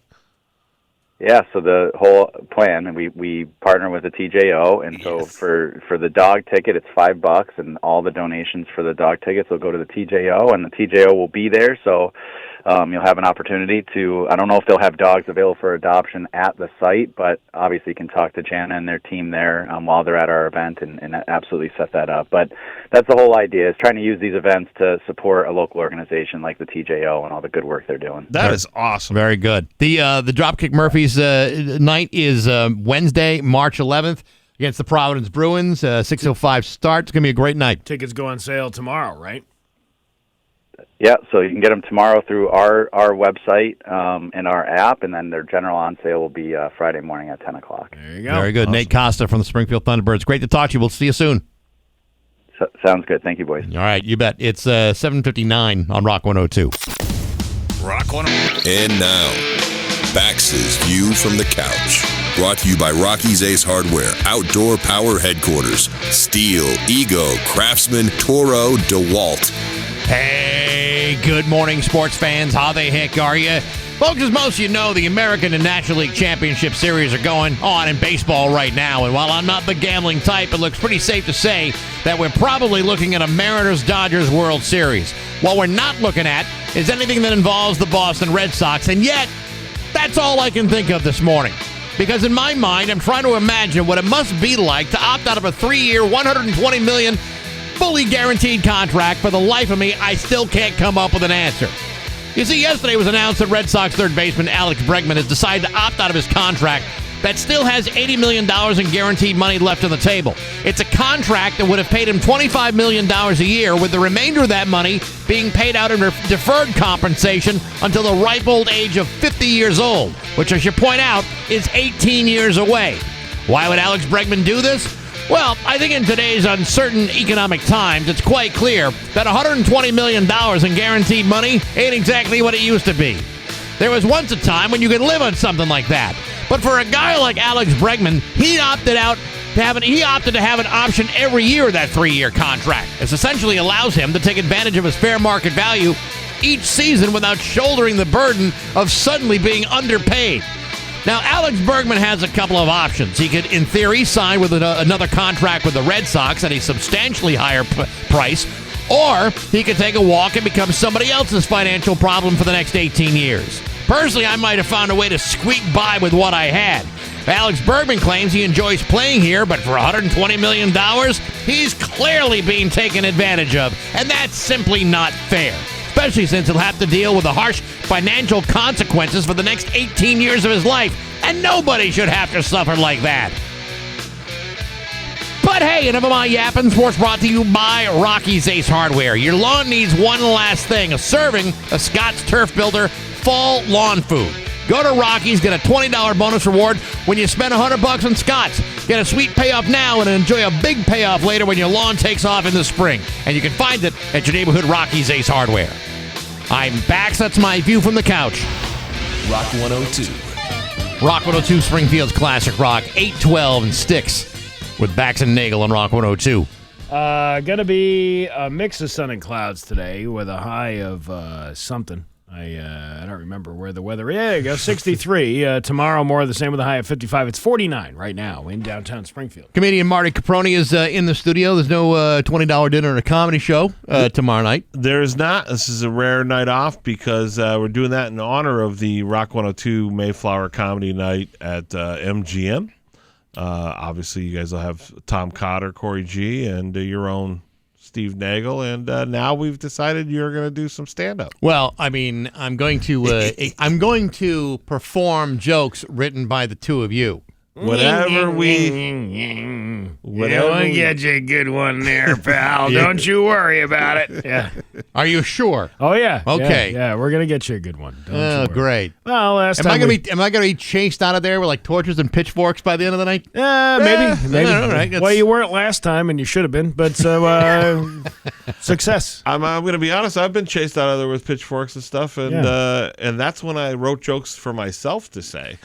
It's going to be even more fun when I don't have to be the one saying. No, even better. And I'm not even going to give you the joke ahead of time. I'm just going to give you a card to go up with the joke, and you'll be learning it for the very first time. Great! This is how exciting is this going to be? Yeah, this will be fun. All right, wow, we're making it fun. Couple of things though before we get into anything else. As far as tomorrow night goes, we will have a limited number of the Mayflower Marathon Thunderbird jerseys for sale. It's $20. There'll be a silent auction. There's some really great prizes up for grabs from MGM, the Thunderbirds, and more. And Dave Miner, God bless him, is going to be matching any cash donations that night up to $2,500. So, what a good guy, real good guy. And you know what? It all goes to benefit the Open Pantry, which right now is very, very bare, and the demand on them is incredibly great. And so we're hoping that tomorrow night's going to be a great night. If you want to buy the tickets, go to rock102.com. All right. Okay. Sounds good. I wanted to ask a question of the listeners, if I could. Mm-hmm. We've been talking about, everyone keeps saying, we'd go to the Thursday show, but it's too far. It's Westfield. It's too late. So then we had a bunch of people write in and say, if you did it early, like on a Saturday for like a matinee for dinner, we would go out and do it. So I've been sitting here with Steve on the commercial breaks talking about it, just putting a feeler out. If anyone would be interested in a show on October 25th at Shortstop, basically the same type of show that we're doing, like a dinner and a comedy show. If they want to either message Nagle or me or text the listener line or whatever you got to do, that'd be great. Yeah. October 25th. Yeah, that would be a Saturday. It would be a matinee show starting at 5 p.m.? Yeah, probably like 5:30. 5 p.m. because then they still have bands and stuff afterwards at the Shortstop. So I'm just gauging the interest because I know we're going to try one for the people, but I'm just gauging the interest if it's worth approaching Nabil about that Saturday. Don't even know. We're just kind of shooting from the hip. But if we see that there's enough interest, then we'll say the heck with it. 293-1021 on the Roots Entire listener line. Yeah, you can do that. I would listen. You're one of them. You're one of the people who's like, I would do that. I would do that. That's you see, that's the problem. It's like people say, oh, you got to go to that show, you got to go to that concert. It's like, dude, I'm in bed by 8 o'clock. If you go to a concert that starts at 8 o'clock, guess what? I'm not doing. Not going to the concert. Right. So that's what we think we're going to do. And we're gonna try that out. We're still obviously going to have the Thursday shows because there are a good number of people who really enjoy starting their weekend a little early with some laughs. So that's great. That will continue. Obviously, this week we're off, but every other Thursday from now, Thanksgiving will be off. But all the other ones from here on out will be every Thursday. But we might accompany it with like a monthly Saturday matinee show. Well, you know what? You got people saying yes, October 25th. Yes, me and my girlfriend would love that. Not a bad idea. What would your wife say? Mix up the menu. What are you talking about? Well, we would talk to Nabil about that. Yeah. I'm sure he wouldn't be opposed to it. Now let's ask them. How would you like it if we added an extra $5 to the ticket? Yeah, well, I mean we'd have to probably for the Saturday, just depending on what we got to do with the room and everything. But we still try to keep it affordable. I mean that's the idea. All right. Yeah, that's a great idea. All right. What? Maybe we'll approach Nabil with it. Oh, please! Hey, listen, it's coming. The texts are coming through. Really? Yeah. All right. Yeah. All right. Let's talk to Nabil today. We'll talk to Nabil today. All right. Yeah. All right. It's a plan, Marty. Yeah, you just came up with the plan. That's terrific. Yeah, I'm sure the listeners that are sick of me are going to be really happy next week when I'm doing it for 2 shows. Oh, yeah. Well, we do 2 nights. Why not, right? Yeah, no, it's a good idea, though. All right. Yeah. All right. We got a few minutes here. Did you hear what happened in Alaska recently? What's going on in Alaska? 1 person is dead and 2 are missing in western Alaska after the remnants of a Typhoon Halong over the weekend brought hurricane-force winds and ravaging storm surges and floodwaters that swept homes away. More than 50 people had been rescued, some plucked from rooftops. I started watching some of the video of this stuff. All these, they're sea towns. They're kind of, with all these little shacks on the shanties. Shanties. Gone. The whole one seaport town was gone. Is it in the islands, the Aleutian Islands, or is it in mainland Alaska? That's the other question. I don't know that. I don't know my Alaska geography, but it was on the coastline. I don't know. Isn't the whole state, 3/4 of the state surrounded by water? Pretty much, but there is 2 islands in Alaska in the Bering Sea. Little Diomede, maybe? Am I pronouncing that right? I don't know, Bax. You know? I don't. There's like Little Diomede and Big Diomede, and one of them is bigger than U.S. and the other one's Russia, but they're only like 2 miles apart or whatever. And they said that when the sea would freeze over, the people can walk from each island. And it's like a rare case where they don't have border stuff or whatever because there's families. Well, and the tough part is, I mean, you got an Alaskan seaside shanty, and all of a sudden it gets washed away. That's it. You go move into the highly populated areas of Alaska looking for a place to hang out. It's kind of desolate over there. It is shanty owners' insurance either, like homeowners. They probably don't have that. It is the mainland. It's Quigillingok is the name of the area that. Storm walloped the communities. Both areas saw a significant storm surge, according to the National Weather Service. A woman was found dead and 2 people remain unaccounted for. The agency said it was working to confirm secondhand reports of people who were unaccounted for in Kipnuk, which is a little bit further in. State troopers had determined there was no one missing there, though. But pretty, devastating area. Wow. It's just something you don't even think about Alaska being. I think Alaska, I just think it's always snowing up there, but it's not. They do have some seasonal weather up there. And the summertime is beautiful. Alaska for like those 4 weeks of summer or whatever it is. Those 4 hours of summer, 4 hours. It's beautiful. You ever watch the show on TV with the gold people where they get the gold out of the bottom of the ocean? No, I've never seen that. It's unbelievable. So these people go to Alaska. They get like a barge. Some of them build it themselves, like just a ramshackle barge. And they put a pump on it, like a high-powered pump, and they have like a vacuum with like a 6-inch diameter tube. And they all take turns in scuba gear going down to the bottom. It's only like 30 feet, 20 feet to the bottom of the Bering Sea there. They do it right in the harbor in Alaska. And they suck all of the sediment off the bottom. Uh-huh. And then it has a sluice box, like a sluice box, and it filters out the gold particles. Huh. And every season, they make tons of money with these ramshackle barge. You got me fixated on the idea of jumping into the Bering Sea in Alaska and how cold that has to be.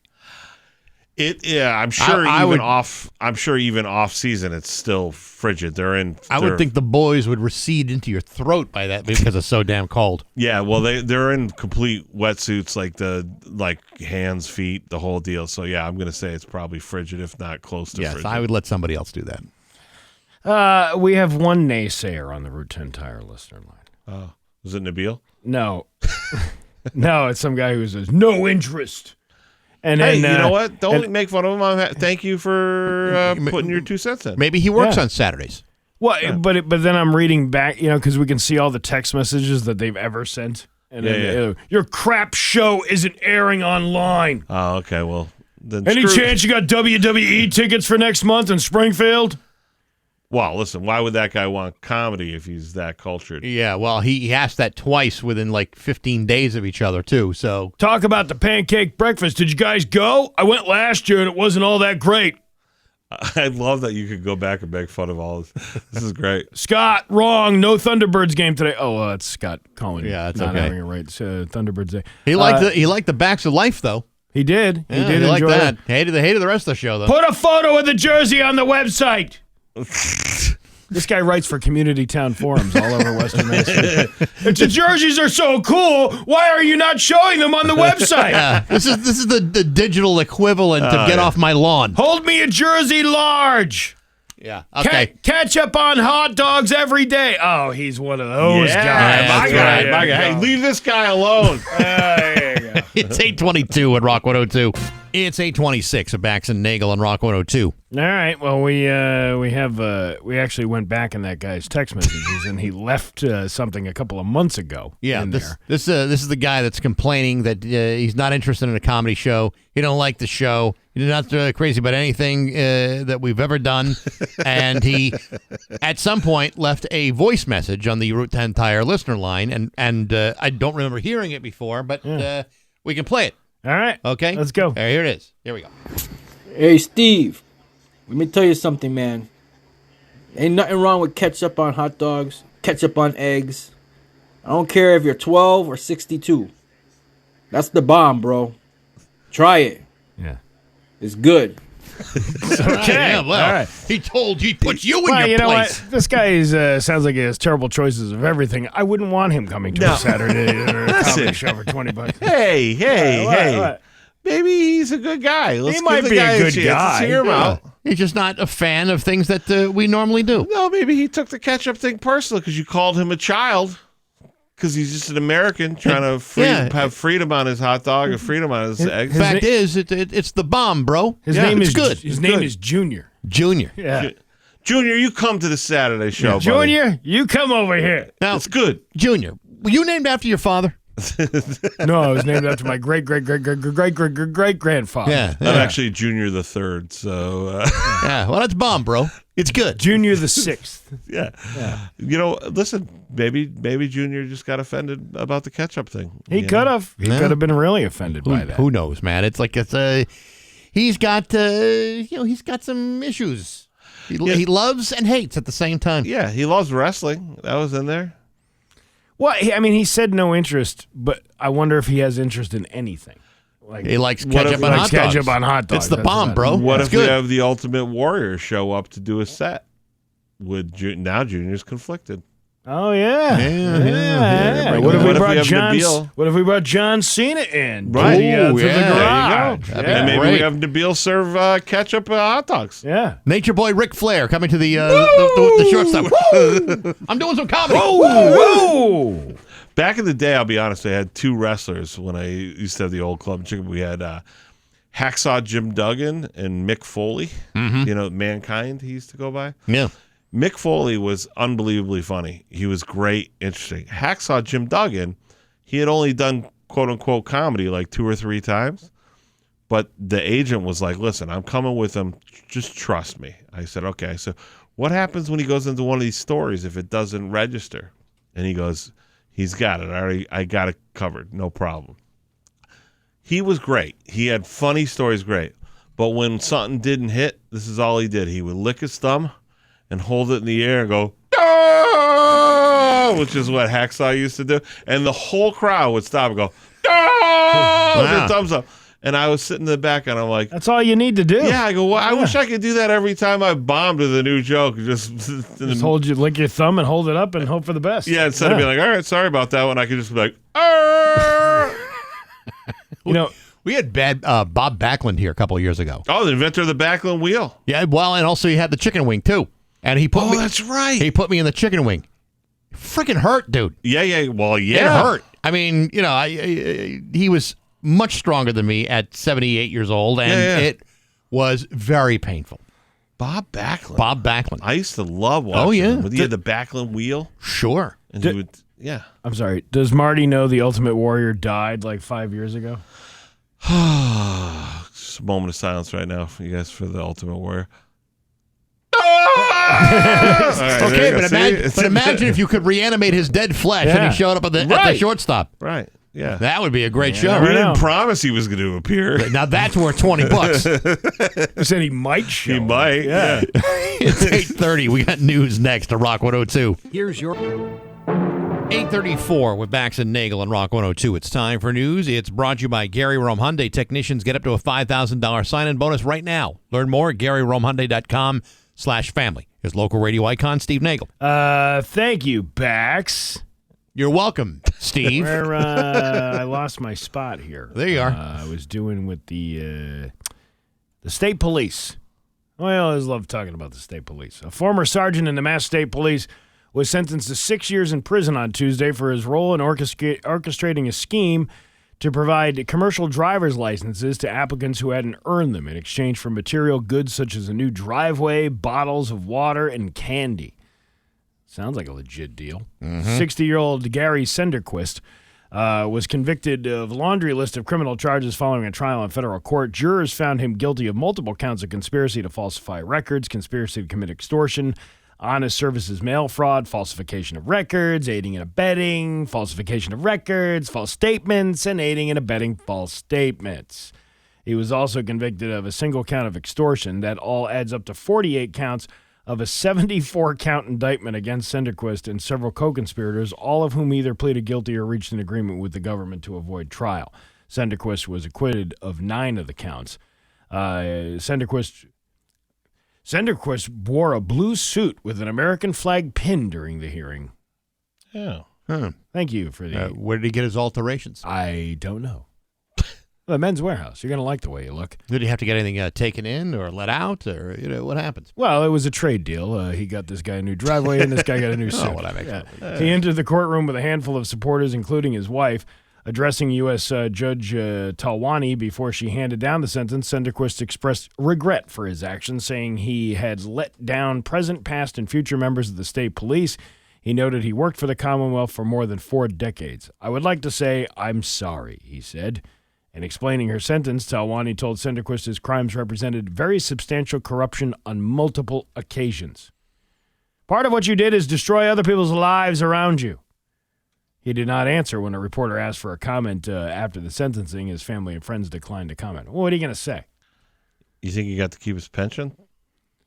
I don't know if he did or not. I think that's something separate that they have to take up with the pension. That's not pension something the board. reporter saw.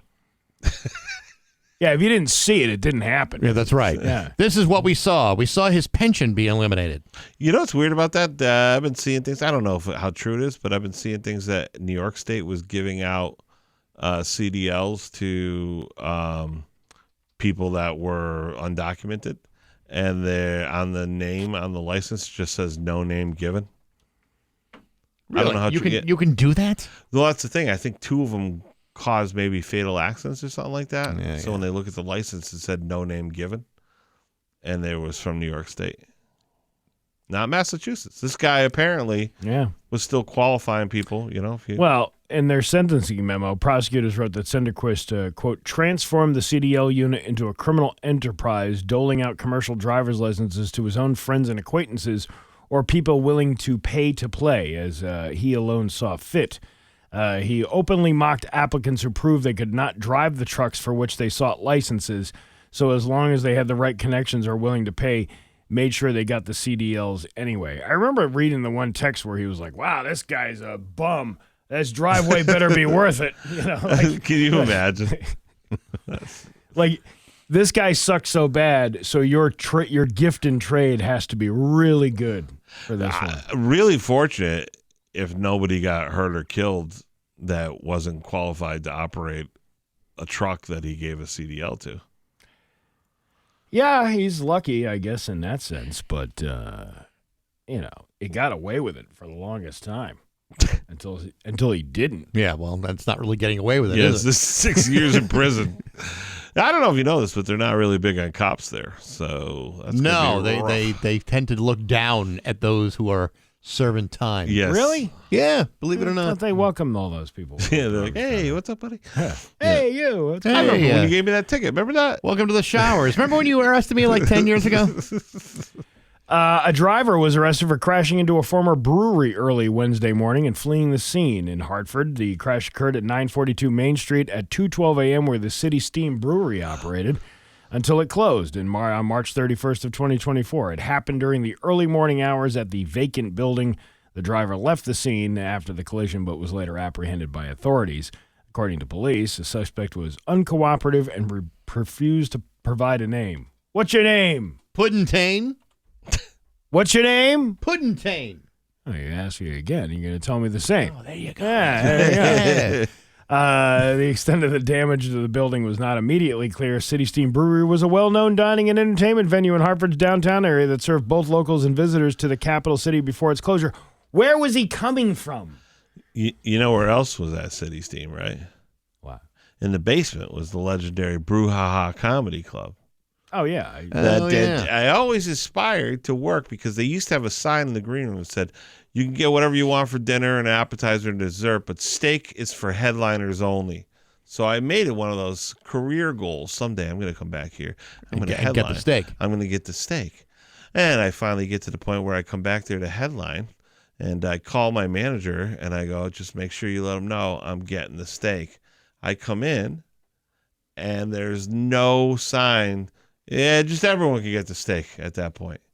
And I was like, that was an important goal in my career. Now I'm watching the middle act and the host eating steak That's right not next right. to me. Oh, that's crap. So it went out of business.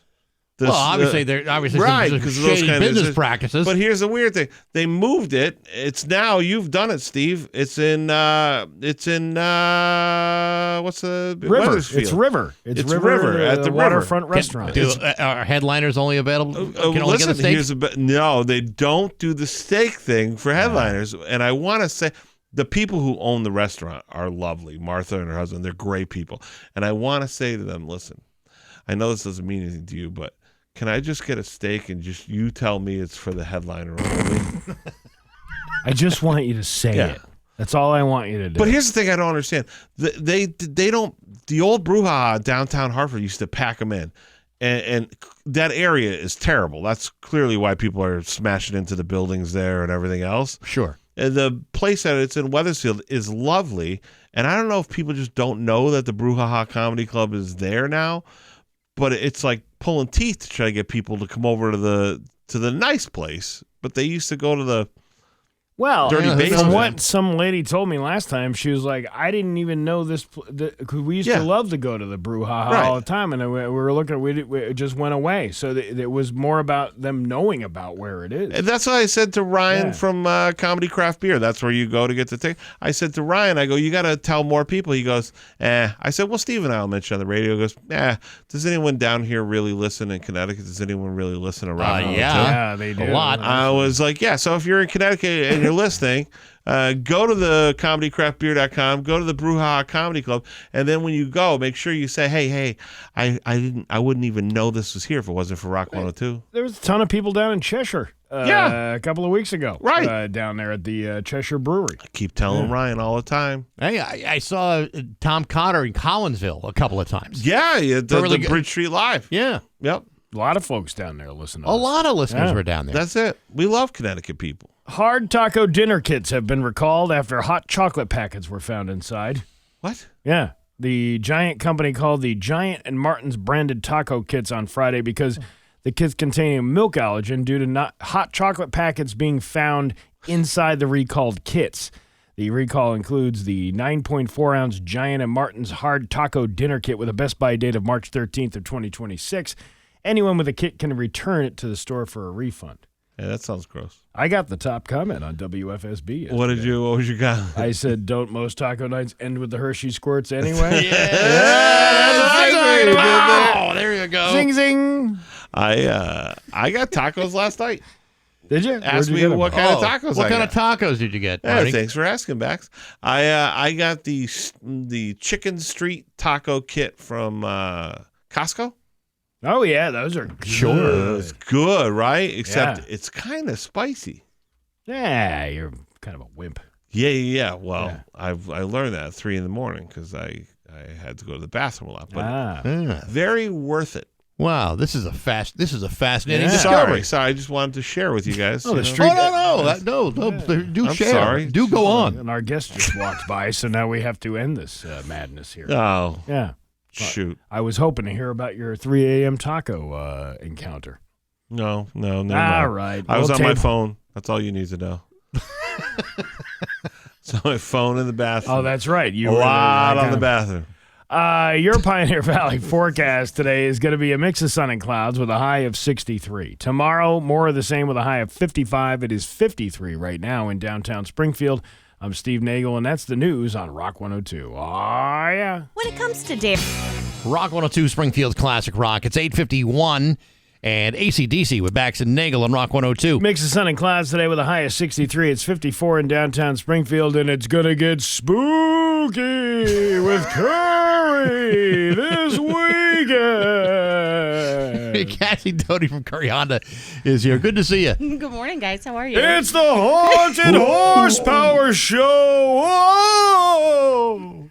All right. So It's going to be a good We time. won't do that the whole time. the two things. First of all, you brought your dog with you, which I is did, great. Frank. I And did. Marty is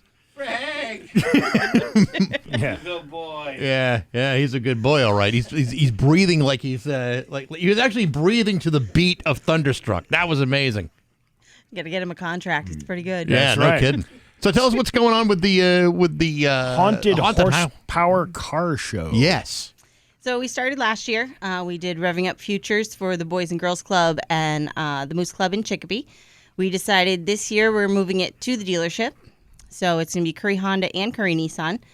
All the proceeds will be going 100% to the Boys and Girls Club and WMCD, and that is Western Mass Collaborative Dance Group, but they actually donate to multiple charities. So they pick every year things like Griffin's Friends, Rick's Place, a couple other places like that. Any money they raise, they then donate out to those groups. Yeah, they actually do quite a bit of fundraising for organizations around the area. But this is all a free community of rent. What time does this start? So rolling is 10:30 for the cars set up. There will be best in show, things like that. You can deck out your little area. And then the event is from 12 to 4. It is a free event. Donations are encouraged. And to show your car, you can just show up, and that's also free, or we do recommend a donation as well to show your car. Now, you got Iron Ink from Chicopee. They're going to be doing temporary tattoos. Yes. I'm glad you emphasized temporary tattoos. I'm not sure how many kids would want the, the permanent mother tattoo written on their arm. Plenty of parents that would love to pay for a kid's permanent tattoo. I don't think so, but, we'll make them temporary at the dealership so we don't get in trouble. Right. No little kids getting barbed wires around their arms. You don't get like a 3-year lease on a tattoo? You could. The removal might cost you a little extra, though. What about a Monster Energy tattoo? Ooh, is his name Kyle? Yes, his name is Kyle. So how many cars can you accommodate here? So we can fit about 175. Last year it was pretty rainy. We still had a really good turnout with 80 cars that showed up. Wow. So hopefully this year, I know we have a lot of really big groups coming with some very expensive cars. So that'll be a lot of fun to see those rare cars from Japan and all over. That's it's amazing going out to these car shows and seeing some of the things that you didn't remember the models of these cars. You know what I mean? Some of the ones the classic ones that come out. Marty, what the hell are you doing to the dog?